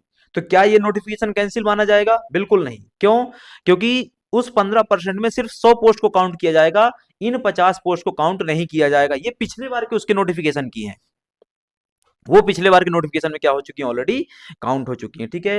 ये ध्यान रखना है। यदि फिर भी, अब दूसरा पॉइंट आता है कि यदि फिर भी पद खाली रहते हैं तो उन्हें सामान्य वर्ग से भरा जा सकता है, लेकिन आगामी भर्ती में उतने ही अतिरिक्त पद आरक्षित किए जाएंगे। ये बात लिखने को है, धरातल में ऐसा कुछ नहीं होता है। आपने देखा होगा, है ना, यहाँ पे जो कुछ लिखा हुआ है ऐसा धरातल में नहीं होता है, व्यवहारिक तौर पे नहीं हो रहा है ना। मैंने तो पिछले 10 सालों में नहीं देखा कहीं भी।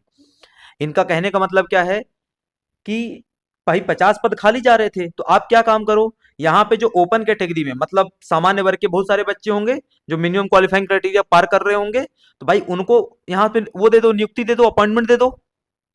ये बात यहाँ पे लिखी हुई है। और फिर क्या करना कि जब अगली बार का नोटिफिकेशन आए तो इन 50 पदों को क्या कर देना, तब भी उसमें कैरी फॉरवर्ड के तहत, सिद्धांत के तहत मानना। लेकिन अभी के लिए भर्ती क्या हो जाए, पूरी हो जाए, जितने कर्मचारी चाहिए थे उतने कर्मचारी आ जाएं। ये सिद्धांत यहाँ पे लिखा हो, बट ऐसा होता नहीं है, ठीक है। लिमिट क्या रखी गई है, ये क्वेश्चन पिछली बार आया होता, एग्जैक्टली यही क्वेश्चन आया होता पिछली बार, ठीक है। कुल आरक्षित पद या कैरी फॉरवर्ड सहित किसी भी समय कुल विज्ञापित रिक्तियों के 45% अधिक नहीं होने चाहिए। ये क्वेश्चन पिछली बार यही पूछा था, परसेंटेज पूछा हुआ था, कितने से अधिक नहीं होना चाहिए, ये पूछा गया था, ठीक है। तो दरअसल ये अनुसूची में भी लिखा हुआ है, बट यहाँ भी लिखा हुआ, तो आप ध्यान रखें। तो कुल आरक्षित पद या कैरी फॉरवर्ड सहित किसी भी समय कुल विज्ञापित रिक्तियों के 45% से अधिक नहीं होने चाहिए। क्वेश्चन जो दिया गया था उसमें, क्वेश्चन में विश्वविद्यालय सेवा नियम, मध्य प्रदेश विश्वविद्यालय सेवा नियम 1983 के तहत ये प्रश्न इसी प्रकार से फ्रेम किया गया था। मतलब सेवा नियम भी आपको क्या है, पढ़ने थे, इसीलिए हम पढ़ रहे हैं, ठीक है। अब आता है ना, विमेन रिजर्वेशन। तो भाई पहले क्या किया तुमने, कैटेगरी वाइज बांटा, एससी एसटी ओबीसी। अब क्या करो, उनके अंदर वुमेन का रिजर्वेशन, एससी का वुमेन, एसटी का वुमेन, है ना, ओबीसी का वुमेन, ओपन का वुमेन, कि भाई 100 पोस्ट एससी की थी तो उनमें से 33% रिजर्वेशन है आजकल, है ना। तो 33% सीट किसकी चली गई, महिलाओं की चली गई, 100 में से एससी महिला की। 150 पोस्ट एसटी की थी तो उसमें से भी क्या हुआ, 33% सीट एसटी वुमेन की चली गई, इस प्रकार से, ठीक है। अब यहाँ पे लिखा हुआ 30%, है ना, कि मध्य प्रदेश सिविल सेवा महिलाओं की नियुक्ति के लिए विशेष प्रावधान नियम 1997 के अनुसार 30% पद महिलाओं के लिए आरक्षित होंगे। लेकिन ये तो हम नियम के अनुसार पढ़ रहे हैं, नियम में ऐसा लिखा हुआ है ना, लेकिन, है ना, लेकिन अभी जब शायद पिछले साल, है ना, 25 में, 2025 में जब आरक्षण में वृद्धि की गई, महिलाओं के आरक्षण में वृद्धि की गई, तो उसको कितना कर दिया गया, 33% कर दिया गया। और वो 33% आरक्षण मध्य प्रदेश की सभी भर्तियों में लागू है। वो किसी भी ग्रेड की वो हो, पोस्ट हो, मतलब ए बी सी डी या चतुर्थ तृतीय सेकंड द्वितीय प्रथम, है ना, प्रथम तो होती नहीं भर्ती मध्य प्रदेश में, प्रथम श्रेणी की कोई भर्ती नहीं होती है, ठीक है। या तो द्वितीय होगी या तृतीय होगी अथवा नीचे, ठीक है। खैर, तो ये आपको ध्यान रखना। तो वर्तमान में 33% पद आरक्षित हैं। आपका जो नोटिफिकेशन आया हुआ है उसमें भी 33% ही आरक्षित हैं, ठीक है। फिर है नियम क्रमांक 12, है ना, फिर क्या है नियम क्रमांक 12 कि list of the recommended candidates, कि आयोग या पीएससी योग्यता क्रम में उम्मीदवारों की एक सूची राज्य सरकार को भेजेगा। भाई आपने एग्जाम दे दिया, आप अपना काम करके आ गए, आयोग ने कॉपी चेक करी, रिजर्वेशन का जो फॉर्मूला था वो फॉर्मूला बैठाया, और उसके हिसाब से जो एक मेरिट लिस्ट बनी, वो मेरिट लिस्ट आयोग किसको पहुंचा देगा, राज्य सरकार को पहुंचा देगा। ठीक है, मतलब हायर एजुकेशन आपके परिपेक्ष में किसको पहुंचाएगा, हायर एजुकेशन डिपार्टमेंट को पहुंचाएगा। ठीक है, इसमें एससी एसटी वर्ग के उम्मीदवारों को भी शामिल किया जाएगा जिन्हें प्रशासनिक दक्षता को ध्यान में रखते हुए उपयुक्त पाया गया है। इस सूची को सार्वजनिक सूचना हेतु क्या है, प्रकाशित किया जाएगा। मतलब जो इंटरव्यू के बाद फाइनल लिस्ट तैयार होगी, है ना, इंटरव्यू के बाद जो फाइनल लिस्ट तैयार होगी उसको सार्वजनिक सूचना हेतु प्रकाशित किया जाएगा। कहाँ पे प्रकाशित किया जाएगा, एमपीपीएससी की वेबसाइट में। कहाँ पे, एमपीपीएससी की वेबसाइट में। कह लो इसको सामान्य भाषा में क्या कह सकते हैं, रिजल्ट आ गया। क्या आ गया, रिजल्ट आ गया। ठीक है, फिर है ऑर्डर ऑफ द अपॉइंटमेंट को लेकर के, कि रिक्तियों पर नियुक्ति के लिए उम्मीदवारों के नाम पर उसी क्रम में विचार किया जाएगा जिस क्रम में वे सूची में दिखाए गए हैं। भाई एक लिस्ट बनी थी, उस लिस्ट में नाम दर्ज किए गए थे किनके, जो क्वालिफाई कर गए क्राइटेरियाज को, है ना, और उस पद के लिए सिलेक्ट हो गए, तो उसी ऑर्डर में, जिस ऑर्डर में उस लिस्ट में उनका नाम दर्ज है, उसके ऑर्डर पे क्या किया जाएगा, उनका अपॉइंटमेंट किया जाएगा। ठीक है, फिर आता है राइट टू अपॉइंटमेंट, कि सूची में नाम होने मात्र से नियुक्ति का अधिकार प्राप्त नहीं होता। राज्य सरकार आवश्यक जांच के बाद संतुष्ट होने पर नियुक्ति प्रदान करेगी। आप कभी भी, है ना, आप कभी भी एमपीपीएससी, अभी भी, है ना, अभी भी आप आयोग की वेबसाइट में जाएंगे, कोई भी रिजल्ट उठा लो, मान लो अभी उसका निकला था असिस्टेंट रजिस्ट्रार माइनिंग डिपार्टमेंट, है ना, असिस्टेंट रजिस्ट्रार माइनिंग डिपार्टमेंट का भी रिजल्ट निकला है। उसको रिजल्ट को जाकर के खोलना, वहां पे नीचे एक लाइन लिखी होगी छोटे छोटे अक्षरों में। उस लाइन में पता है क्या लिखा हुआ है, उस लाइन में यही लाइन लिखी हुई जो यहाँ पे टापी गई है। क्या लिखा हुआ है, कि इस सूची में आपका नाम होने का मतलब यह नहीं है कि आपका सिलेक्शन हो गया है। काहे, कि भाई आयोग का काम सिर्फ और सिर्फ रिक्रूटमेंट करने का है। मतलब आयोग का काम सिर्फ और सिर्फ क्या है, एक एग्जाम कंडक्ट करवाना है, उससे जो मेरिट लिस्ट बनेगी वो तैयार करना है, और उस लिस्ट को राज्य सरकार को भेज देना है। मतलब कंसर्न डिपार्टमेंट जो रहेगा उसको भेज देना है। माइनिंग डिपार्टमेंट था, माइनिंग डिपार्टमेंट को भेज दिया गया। आपको नौकरी मिलेगी या नहीं मिलेगी, माइनिंग डिपार्टमेंट तय करेगा। तभी तो मैंने पीछे एक जगह यहीं पे कहा था कि भाई असली खेल कब होता है, डीवी के दौरान होता है, डिस्क्वालिफिकेशन का। भाई आप फॉर्म भर रहे हैं, जैसे मेरे पास पीजी की डिग्री नहीं है, लेकिन मैं कुछ भी नंबर भर दूं, कुछ भी करके मैं आयोग की वेबसाइट में क्या फॉर्म भर सकता हूँ, बिल्कुल भर सकता हूँ। ऐसा तो कुछ है नहीं जो रियल टाइम पे चेक कर रहे हो, रियल टाइम पे वहां पे कोई चेकिंग हो ही नहीं रही है, फॉर्म भरा जा सकता है। लेकिन बाहर कहाँ पे कब किया जाएगा, डीवी के टाइम किया जाएगा बाहर। काहे, डीवी कौन करेगा, डीवी करने का काम किसका है, राज्य सरकार का है। ठीक है, डॉक्यूमेंट वेरिफिकेशन। अब आता है नियम क्रमांक 13, पदोन्नति द्वारा नियुक्ति, अपॉइंटमेंट बाई प्रमोशन। तो रिक्रूटमेंट का एक तरीका क्या हो गया, डायरेक्ट रिक्रूटमेंट हो गया, जो हमने अभी तक पूरा डिस्कस किया अलग अलग नियमों के तहत। अब आता है प्रमोशन के द्वारा, कि भाई निचले स्तर का कर्मचारी ऊपर जा सकता है प्रमोट होकर के। लेकिन यहां पर भी क्या है, बहुत सारा लफड़ा बना हुआ है। काहे आता है लफड़ा ये, आरक्षण की वजह से। ठीक है, खैर, तो 13 का सब क्लॉज 1 क्या कहता है, constitution of the selection committee. अब प्रमोशन किसका होगा ये भी तो भाई पहले तय करना पड़ेगा। तो इसके लिए क्या कर दो, एक चयन समिति का गठन कर दो। पदोन्नति हेतु प्रारंभिक चयन के लिए अनुसूची 3 में निर्दिष्ट सदस्यों की एक समिति बनाई जाएगी। ये यहाँ पे आप अनुसूची 3 देखेंगे, है ना, ये रहा। ठीक है, रूल 13, 14, 15, है ना, ये 13 अपॉइंटमेंट ऑफ द प्रमोशन। ठीक है, यहाँ पे 14 जाओगे, conditions of eligibility for the promotion, और ये जाओगे 15, preparation of the selection list. मतलब वो जो जिनका प्रमोशन हो रहा है होना है उनकी लिस्ट, इन्हीं से डील कर रहा है शेड्यूल 3।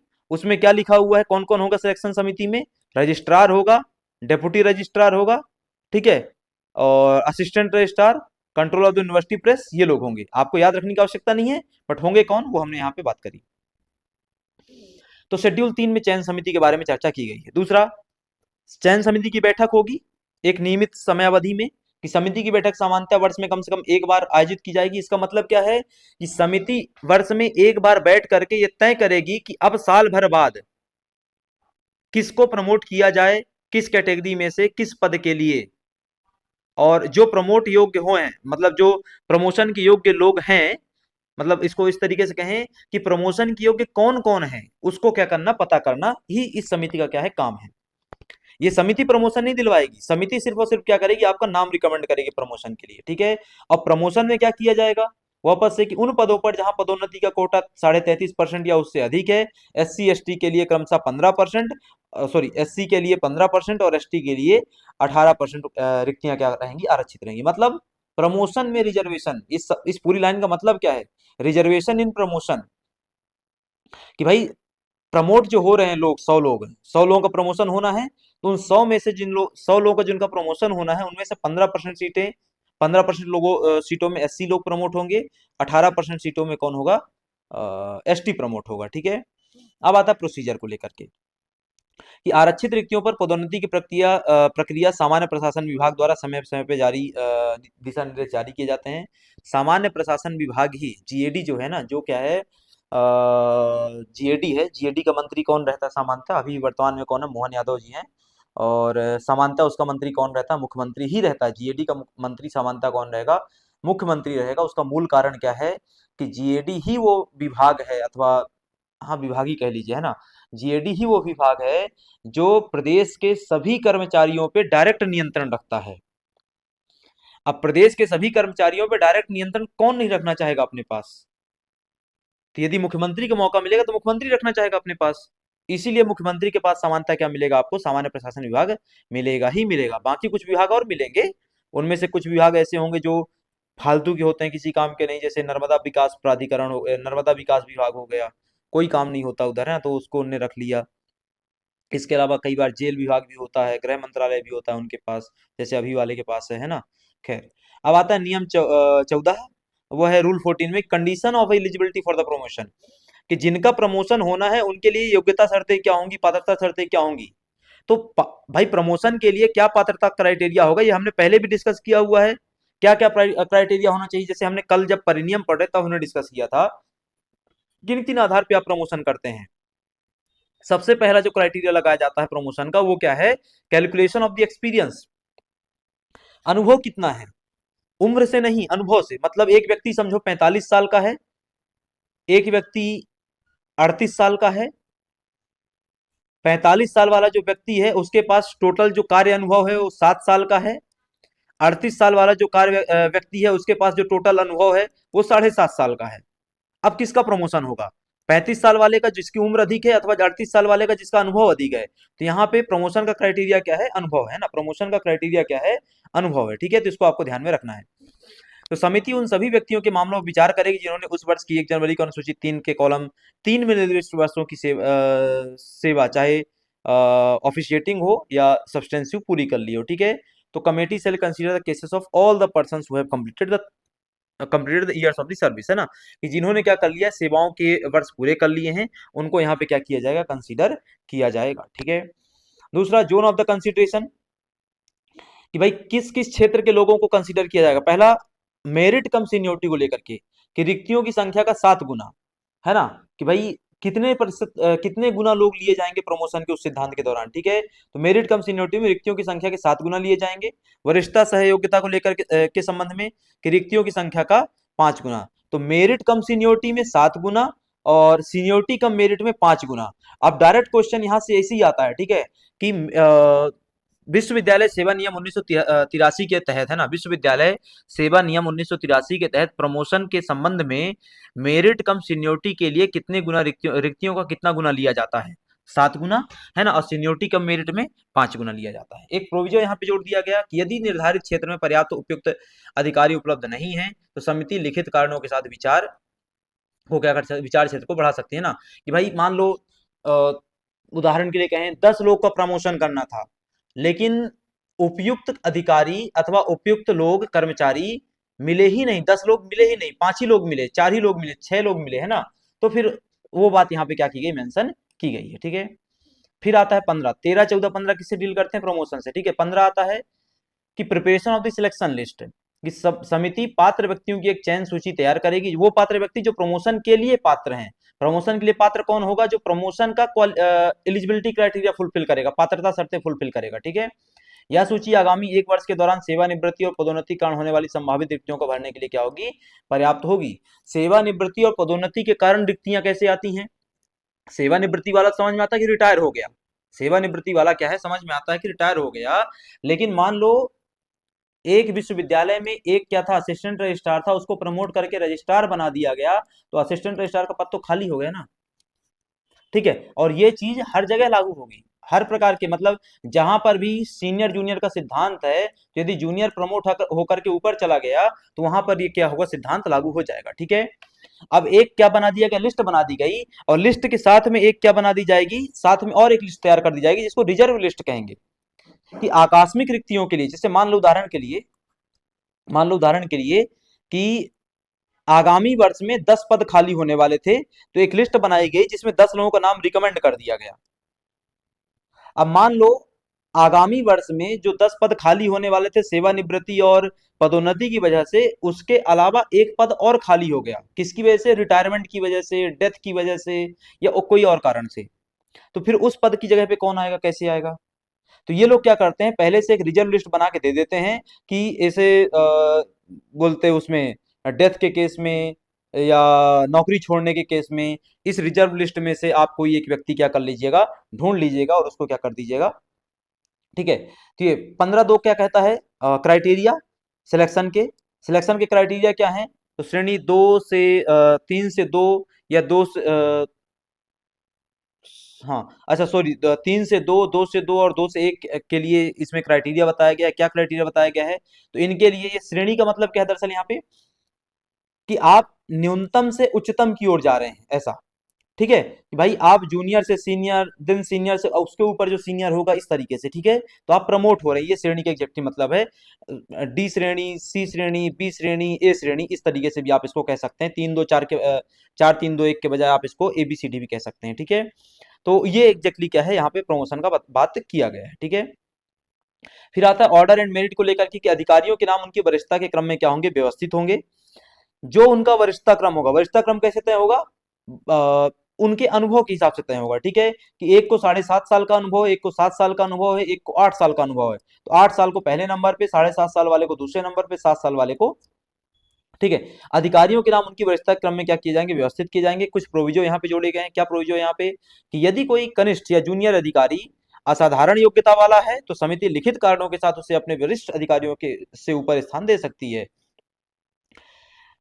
एक निचले स्तर का कर्मचारी है, जूनियर या कनिष्ठ कर्मचारी या अधिकारी है, और चयन समिति को लगता है कि इसमें कैपेबिलिटीज है, क्षमताएं हैं, असाधारण क्षमता वाला है, बहुत बढ़िया क्या है, परफॉर्मेंस दे रहा है साल भर से, 2 साल से, 3 साल से, तो उसके नाम को भी क्या किया सकता है, लिस्ट में ऊपर लिखा जा सकता है।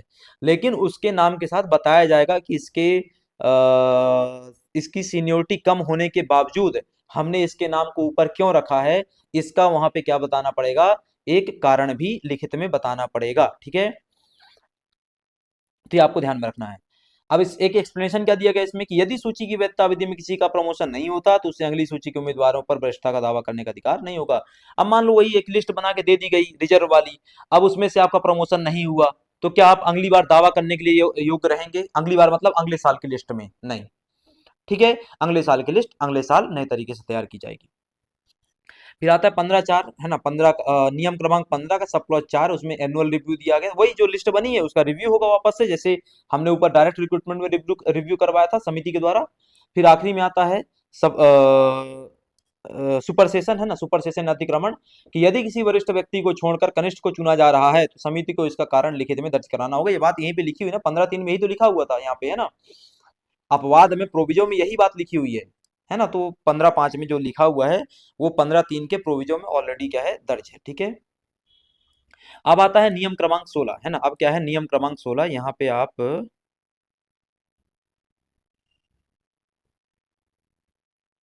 ये रहा है ना, submission of the list of suitable officers to the state government. ठीक है, कि उपयुक्त अधिकारियों की सूची राज्य सरकार को क्या की जाएगी, सौंपी जाएगी।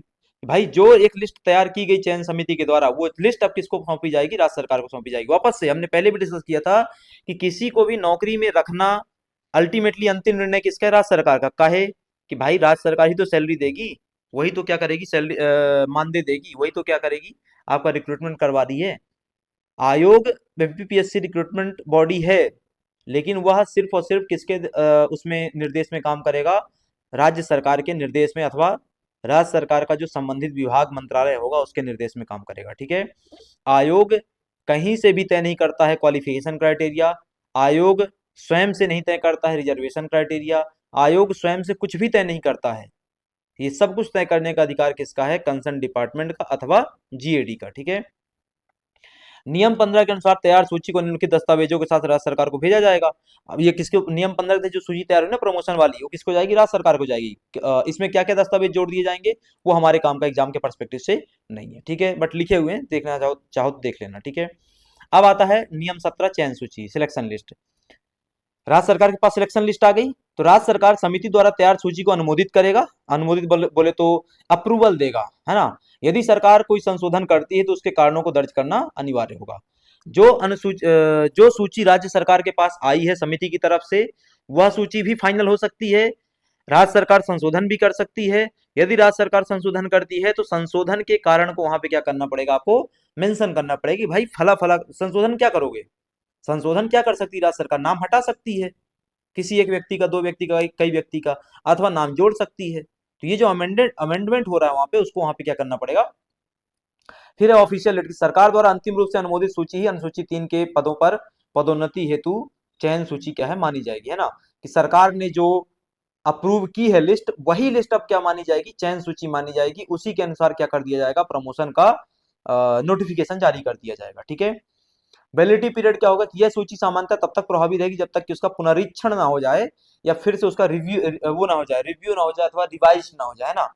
ये सूची कब तक वैलिड रहती है? जब तक कि ये सूची रिवाइज ना हो जाए। ये सूची कब रिवाइज होगी? जब चयन समिति रिवाइज करेगी। कोई तो दूसरा तरीका है नहीं, है ना। तो चयन समिति कब बैठती है? साल में एक बार बैठती है, ये हमने ऊपर पढ़ा हुआ था, है ना। अधिकतम सीमा क्या, मैक्सिमम लिमिट क्या है कि इसकी वैधता इसके तैयार होने की तारीख से 18 माह से अधिक नहीं बढ़ाई जा सकती है। मैक्सिमम कितनी हो सकती है? 18 माह, बोले तो 1.5 साल हो सकती है। कदाचार पे कार्रवाई को लेकर के एक्शन ऑन मिसकंडक्ट, यदि सूची में शामिल किसी व्यक्ति का आचरण या कार्य प्रदर्शन खराब पाया जाता है तो सरकार विशेष समीक्षा करके उसका नाम सूची में से हटा सकती है। कि जो 18 माह का टाइम है, उस 18 माह के दौरान यदि उस सूची में दर्ज नाम जो है, उन नामों में से कोई व्यक्ति क्या करता है? मिसकंडक्ट करता है, अथवा अनइथिकल काम करता है, तो उसका नाम वहां से क्या कर दिया जाएगा? हटा दिया जाएगा, ठीक है। फिर आता है चयन सूची से नियुक्ति, appointment from the selection list. कि चयन सूची में शामिल अधिकारियों की नियुक्ति उसी क्रम में की जाएगी जिस क्रम में उनके नाम सूची में दर्ज किए गए थे। यही सेम सिद्धांत हमने किस में देखा था? डायरेक्ट रिक्रूटमेंट में देखा था। वही सेम सिद्धांत यहाँ पे हम कहाँ देख रहे हैं? प्रमोशन वाले में भी देख रहे हैं, ठीक है। शॉर्ट टर्म अपॉइंटमेंट को लेकर क्या है कि प्रशासनिक अधिकारियों के मामले में यदि कोई रिक्ति 6 माह से अधिक की है तो सरकार सूची से बाहर के व्यक्ति या क्रम के बाहर के व्यक्ति को नियुक्त कर सकती है ना। लिटरली कहीं एग्जाम के परसेप्टिव बहुत ज्यादा काम का। फिर आता है प्रोबेशन पीरियड। अब नियुक्ति हो गई, है ना। अब क्या हुआ? नियुक्ति हो गई तो उसके बाद क्या चालू हो जाएगा? परिवीक्षा विधि चालू हो जाएगी, है ना। परिवीक्षा विधि कितने समय की होती है? ये सबसे इंपॉर्टेंट है आपके एग्जाम के पर्सपेक्टिव से। कि सीधी, अच्छा, परिवीक्षा विधि सिर्फ कहाँ मिलेगी आपको? डायरेक्ट रिक्रूटमेंट में मिलेगी, है ना। कहाँ पे? प्रमोशन में नहीं मिलेगी भाई। प्रमोशन में परिवीक्षा विधि कोई मतलब ही नहीं है। कहे कि भाई प्रमोशन किसका हो रहा है? जो ऑलरेडी नौकरी में है। इसका मतलब कि जब वो पहली बार नौकरी में आ रहा होगा तभी उसकी परिवीक्षा विधि क्या हो चुकी होगी? पूरी हो चुकी होगी। 2-3 साल की जनरली रहती है, 2 साल की, है ना। 2 साल की यहाँ पे लिखा भी हो, 2 साल। तो ये प्रमोशन वाले के लिए परिवीक्षा विधि नहीं, ये किसकी है भाई? आप जाएंगे ना, आप जाएंगे तो आपकी परिवीक्षा विधि कितने साल की रहेगी? 2 साल की रहेगी। 2 साल तक आपको क्या रखा जाएगा? प्रोबेशन पीरियड में रखा जाएगा, ठीक है। इसमें काउंटिंग ऑफ दी, है ना, इसमें क्या है? Counting of the previous services को लेकर के क्या है कि यदि व्यक्ति ने उसी पद पर पहले अस्थायी रूप से कार्य किया है तो सरकार उसे परिवीक्षा विधि में गिन सकती है। कि मान लो आप असिस्टेंट रजिस्ट्रार के पद पे जा रहे हैं परमानेंट रूप से, और इसके पहले आप ऑलरेडी 7 महीने काम कर चुके हैं असिस्टेंट रजिस्ट्रार के पद पे ही, लेकिन कैसा पद था वो? टेंटेटिव था, अस्थायी था, है ना। तो अब क्या किया जाएगा? इस 2 साल में 7 महीने को माइनस कर दिया जाएगा। मतलब कि अब क्या होगा? 12-3-15, है ना। अब आपका परिवीक्षा अवधि कितने का रहेगा? 1 साल 3 महीने का रहेगा, सॉरी 5 महीने का, है ना। कितना रहेगा? 1 साल 5 महीने का रहेगा, ठीक है।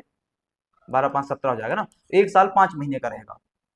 तो यदि आपने टेंटेटिव पीरियड के दौरान कोई परिवीक्षा अवधि में रहे हैं तो उसको यहाँ पे काउंट किया जाता है, ठीक है।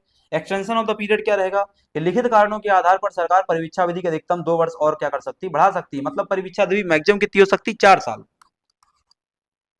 लेकिन जनरली कितनी होती है? 2 साल। 4 साल कब होगी? जब इस परिवीक्षा अवधि को एक बार और क्या कर दिया जाए? बढ़ा दिया जाए, ठीक है। अब आता है 19(2) सेवा समाप्ति, टर्मिनेशन ऑफ द सर्विसेज, हटाया जाना नौकरी से, कि यदि परीक्षा अवधि के दौरान व्यक्ति पद के अनुपयुक्त पाया जाता है तो बिना किसी मुआवजे हट जाने की उसकी सेवाएं समाप्त की जाएंगी, इसे दंड नहीं माना जाएगा। प्राइवेट नौकरियों में ऐसा नहीं होता। प्राइवेट नौकरी में जब आप प्रोबेशन पीरियड में रहते हैं तो आपसे पूरा का पूरा पैसा वापस लिया जाता है। कि भाई समझो प्रोबेशन पीरियड 3 साल का उदाहरण के लिए, और 80,000 की सैलरी है ना, प्राइवेट सेक्टर में आपकी, आपने 2.5 साल काम किया, हर महीने 80,000 आपने लिए, ठीक है। 2.5 साल जब पूरे हुए तब आपने कोई कांड कर दिया, कोई मिसकंडक्ट हो गया और अनएथिकल काम हो गया, और कंपनी को लगता है कि अब आप उसके लिए, उसकी कंपनी के भविष्य के लिए अब आप सही व्यक्ति नहीं है, तो कंपनी आपको नौकरी से हटाएगी। लेकिन वहां पे सबसे बड़ा प्रश्न क्या खड़ा होगा कि चूंकि आप प्रोबेशन पीरियड में थे, आपने बॉन्ड साइन किया हुआ था, तो अब आपको कंपनी का पूरा पैसा भी लौटाना पड़ेगा। ऐसा कई कंपनियां क्या करती हैं, बॉन्ड साइन करवाती हैं प्रोबेशन पीरियड के लिए। बॉन्ड साइन करने का मतलब ही होता है कि आप नौकरी नहीं छोड़ सकते हैं, और यदि हटाया गया तो भी आप समस्या में आ जाएंगे। इसका मतलब कि आपको पूरा पैसा लौटाना पड़ेगा विथ ब्याज, 12-15% जो भी होगा, ठीक है। फिर है कन्फर्मेशन को लेकर के, पुष्टिकरण को लेकर के, नियम 20 में बात की गई है कि परिवीक्षावधि या विस्तारित अवधि, परिवीक्षावधि कितनी साल थी, 2 साल, विस्तारित अवधि कितनी हो सकती है, 2 साल, और मतलब टोटल कितनी हो जाएगी, 4 साल, विस्तारित अवधि टोटल कितनी हो जाएगी, 4 साल, ठीक है। की समाप्ति पर यदि संबंधित व्यक्ति का कार्य और आचरण संतोषजनक पाया जाता है, राज्य सरकार उसे उसके पद पर पुष्ट या स्थायी तौर पे क्या है, नियुक्त कर देगी, ठीक है।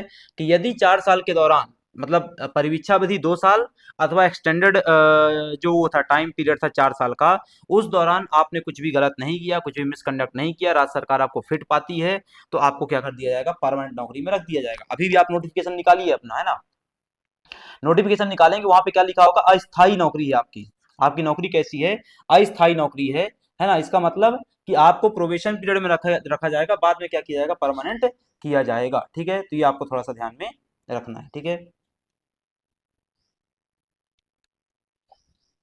फिर है सीनियोरिटी को लेकर के, बेस्ड ऑन अपॉइंटमेंट डेट, है ना, कि वरिष्ठता मौलिक क्षमता में नियुक्त आदेश की तिथि से क्या होती है, निर्धारित होती है, सब्सटेंटिव कैपेसिटी, है ना। बेस्ड ऑन अपॉइंटमेंट डेट को लेकर के, कि भाई आप किस तारीख को क्या हुए थे, नियुक्त हुए थे। Seniority shall determined from the date of the appointment order in substantive capacity, कि जिस तारीख को आप नियुक्त हुए थे, अपॉइंट हुए थे, उस तारीख से क्या होती है, वरिष्ठता की गणना होती है, ठीक है। यदि सीधी भर्ती और पदोन्नत अधिकारी एक ही तिथि को नियुक्त होते हैं तो सीधी भर्ती वाले व्यक्ति को वरिष्ठ माना जाएगा। अब प्रमोशन के दौरान ये बड़ा प्रश्न खड़ा हो सकता है कि भाई जिस दिन प्रमोशन हुआ था आपका, उसी दिन किसी एक्स कर्मचारी को सीधी भर्ती के तहत नियुक्ति दी गई थी एक बड़े पद में, ठीक है। समझो ये एक्स है, ये x1 है, x2 है, यहाँ पे क्या है, y है। ये डायरेक्ट भर्ती से व्यक्ति आया 1/1/26 को, ये x2 प्रमोट होकर के यहाँ पे पहुंचा, यहाँ से प्रमोट होकर के पहुंचा कब, 1/1/26 को। इस तारीख में किसको सीनियर माना जाएगा भाई, फिर इस तारीख में, इस स्थिति में किसको सीनियर माना जाएगा, जो डायरेक्ट भर्ती से आया है। यही यहाँ पे नियम में लिखा हुआ है, ठीक है। यह नियम 12 और 18 की सूची क्रम के अनुसार क्या है, लागू होता है। एब्जॉर्ब ऑफिसर्स कौन होंगे, तो धारा 15A के सब और 4 के तहत आमेलित अधिकारियों की वरिष्ठता उस पद पर कन्फर्मेशन के बाद की निरंतर सेवा की कुल लंबाई के आधार पर तय की जाती है, ठीक है। अब डिस्प्यूट होता है यदि, तो क्या होगा फिर, तो वरिष्ठता संबंधित विवादों में राज्य सरकार का निर्णय क्या होता है, अंतिम निर्णय होता है। भाई सीनियोरिटी का यदि कोई वो आता है, मसला आता है, तो सीनियोरिटी के मसले में राज्य सरकार का फैसला क्या होता है, अंतिम फैसला होता है ना। सीनियोरिटी के मसले में राज्य सरकार का फैसला अंतिम फैसला होता है, ये आपको ध्यान में रखना है। यदि उम्मीदवार समय पर कार्यभार ग्रहण नहीं करता, भाई एक 15 दिन का समय दिया जाता है कार्यभार ग्रहण करने के लिए, यदि आप 15 दिन के टाइम पीरियड में कार्यभार ग्रहण नहीं करते हैं तो आप अपनी वरिष्ठता क्या कर देंगे, खो देंगे। यही बात यहाँ पे लिखी हुई है, इस बात को आपको थोड़ा सा ध्यान में रखना है, ठीक है। चलिए, ये क्या था, पार्ट 2 था। अब आता है पार्ट 3, ट्रांसफर पे एंड लीव, है ना। सबसे पहले नियम 22 में क्या आता है, ट्रांसफर, कि राज्य सरकार सेवा के किसी भी सदस्य का एक विश्वविद्यालय से दूसरे विश्वविद्यालय में ट्रांसफर, बीयू से आरजीपीवी में, आरजीपीवी से डीएवीवी में, डीएवीवी से विक्रमादित्य में, ठीक है। नियम 23 क्या कहता है, पेइंग अथॉरिटी, कि वेतन और भत्तों का भुगतान उस विश्वविद्यालय द्वारा किया जाएगा जहां व्यक्ति उस समय पदस्थ होगा।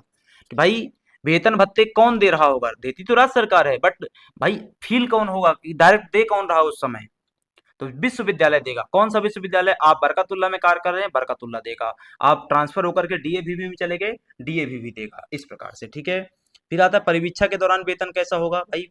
पे ड्यूरिंग द प्रोविजन कि नया भर्ती व्यक्ति का पद न्यूनतम वेतन प्राप्त होगा, पुष्टिकरण के बाद वह पिछली वेतन वृत्तियों का हकदार होगा। ठीक है, परिवीक्षा के दौरान क्या वेतन मिलता है, प्रोबेशन पीरियड के दौरान 2 साल के दौरान अथवा 4 साल के दौरान एक न्यूनतम वेतन आपको प्रदान किया जाता है। ठीक है, यदि व्यक्ति पहले से विश्वविद्यालय में सेवा में है तो उसका वेतन संबंधित सेवा नियमों के अनुसार क्या होगा, विनियमित किया जाएगा। ठीक है, यदि वह क्या है विश्वविद्यालय में पहले से क्या है लगा हुआ है किसी नौकरी में, है ना, तो क्या किया जाएगा, उसका वेतन संबंधित सेवा नियमों के अनुसार विनियमित किया जाएगा, रेगुलेट किया जाएगा, मैनेज किया जाएगा।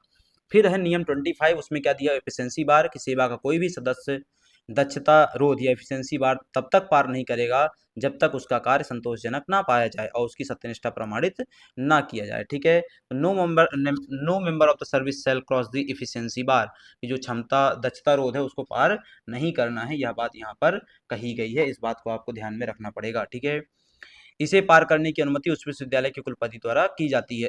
एफिशिएंसी बार पार करना है, यदि आपको पहली बात तो पार नहीं करना है, दूसरा पार करना है तो उसकी परमिशन कहाँ से मिलेगी, कुलपति से। नियम 26 में क्या दिया गया है, लीव एंड अलाउंसेस दिए गए हैं कि, है ना, matters of leave and leave salary, है ना, matters of leave and leave salary shall be regulated according to the rules applicable to the state government servants, MP civil service leave rule, है ना। मध्य प्रदेश जो अवकाश नियम बने हुए हैं, मध्य प्रदेश सेवा अवकाश नियम जो बने हुए हैं, तो मध्य प्रदेश सेवा अवकाश नियम के अनुसार क्या किया जाएगा, आपकी छुट्टियों को और छुट्टी के दौरान मिलने वाले मानदेय को मैनेज रेगुलेट किया जाएगा। ठीक है, इसके अलावा एडिशनल पे हो गया, अतिरिक्त वेतन, स्पेशल पे विशेष वेतन, ऑनरोरियम या मानदेय और सब्सिस्टेंस अलाउंस सेल बी, है ना, shall be under the rules similar to the fundamental rules. ठीक है, कि इन्हीं रूल्स के अकॉर्डिंग क्या है, इनको भी मैनेज किया जाएगा। किसी भी संशय की स्थिति में राज्य सरकार का निर्णय अंतिम निर्णय माना जाएगा, ये भी आपको ध्यान रखना है।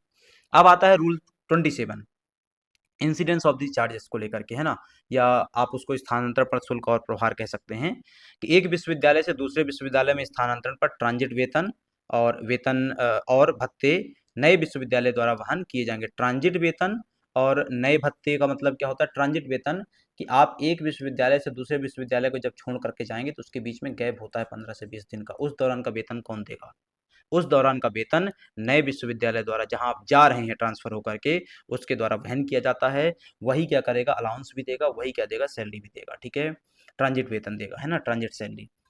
फिर आता है सर्टिफिकेट को लेकर के कि कार्यभार ग्रहण करने से पहले पिछले विश्वविद्यालय के वित्त अधिकारी से वेतन भुगतान और बकाया संबंधी प्रमाण पत्र प्रस्तुत करना अनिवार्य होगा। जब आप नए विश्वविद्यालय जाएंगे और नए विश्वविद्यालय में आप कार्यभार ग्रहण कर रहे होंगे तो आपको पिछले पुराने विश्वविद्यालय का जो वित्त अधिकारी द्वारा जारी वेतन भुगतान होगा वो और बकाया संबंधी जो प्रमाण पत्र होगा वो जमा करना होगा। जब आप बकाया संबंधी प्रमाण पत्र यहाँ जमा कर देंगे नए विश्वविद्यालय में, तब उसी बकाया के आधार पे, बकाया संबंधी प्रमाण पत्र के आधार पे आपको बची हुई सैलरी, ट्रांजिट सैलरी दे दी जाएगी। ठीक है, लीव सैलरी का क्या है कि अवकाश वेतन उस विश्वविद्यालय द्वारा वहन किया जाएगा जहां से सदस्य अवकाश पर गया है। ठीक है, कि जो ट्रांजिट पीरियड है, जो अवकाश का समय रहता है उस बीच का, वो नए विश्वविद्यालय द्वारा, है ना, उस विश्वविद्यालय द्वारा वहन किया जाएगा जहां से सदस्य अवकाश पर गया, मतलब पुराने विश्वविद्यालय द्वारा वहन किया जाता है। ठीक है, तो ये क्या था, लीव वगैरह को लेकर के था। अब है part 4, disciplinary proceedings, retirement, miscellaneous provisions को लेकर के, है ना, अनुशासनात्मक कार्रवाई को लेकर के नियम 28 क्या कहता है, एप्लीकेबिलिटी ऑफ द रूल्स कि राज्य के शासकीय अधिकारियों पर लागू होने वाले अनुशासनात्मक कार्रवाई, अपील और समीक्षा संबंधी नियम, म्यूचुअल म्यूटेंडिस, है ना, म्यूटेटिस म्यूटेंडिस अर्थात यथोचित परिवर्तनों के साथ इस सेवा के सदस्यों पर लागू होंगे, है ना। तो रूल्स रिगार्डिंग डिसिप्लिनरी प्रोसीडिंग्स, अनुशासनात्मक कार्रवाइयों के संबंधित रूल जो होंगे, अपील और review review applicable to the state government officer shall apply mutatis mutandis, है ना, अर्थात यथोचित परिवर्तनों के साथ, आमूल चूल जो परिवर्तनों के साथ नियम होंगे वहां यहाँ पे क्या होंगे, अनुशासनात्मक कार्रवाइयों के दौरान लागू किए जाएंगे। ठीक है, पावर्स टू इम्पोज पनिशमेंट, भाई डिसिप्लिनरी कार्रवाई हो रही है, अनुशासनात्मक कार्रवाई हो रही है, तो उसके संबंध में यहाँ पे क्या बात की गई, पावर्स टू इम्पोज पनिशमेंट्स को लेकर के कि राज्य सरकार क्या कर सकती है, सेवा से बर्खास्त कर सकती है, निष्कासन कर सकती है, पदोन्नति कर सकती है, डिमोट कर सकती है, आपको क्या कर सकती है, एक तो प्रमोट होता है, दूसरा क्या होता है, डिमोट होता है, आपका पद क्या कर सकती है, घटा सकती है। ठीक है, राज्य सरकार कर सकती है। कुलपति क्या कर सकता है, छोटे दंड के लिए क्या होता है, सक्षम अधिकारी होता है। कुल सचिव क्या कर सकता है, हेतु विशेष प्रावधान क्या किया गया है, तो कुल सचिव के मामले में परिनिंदा या सेंसोर को छोड़कर के अन्य सभी दंड केवल राज्य सरकार ही दे सकती है। तो कुल सचिव क्या कर सकता है, सेंसोर जारी कर सकता है, परिनिंदा कर सकता है, एक लेटर लिख करके आपकी निंदा कर सकता है, ऐसी कहानी है। ठीक है। आयोग से क्या परामर्श लिया जा सकता है, पीएससी से, तो बर्खास्तगी या पदोन्नति से पूर्व लोक सेवा आयोग से परामर्श लेना क्या है, अनिवार्य है।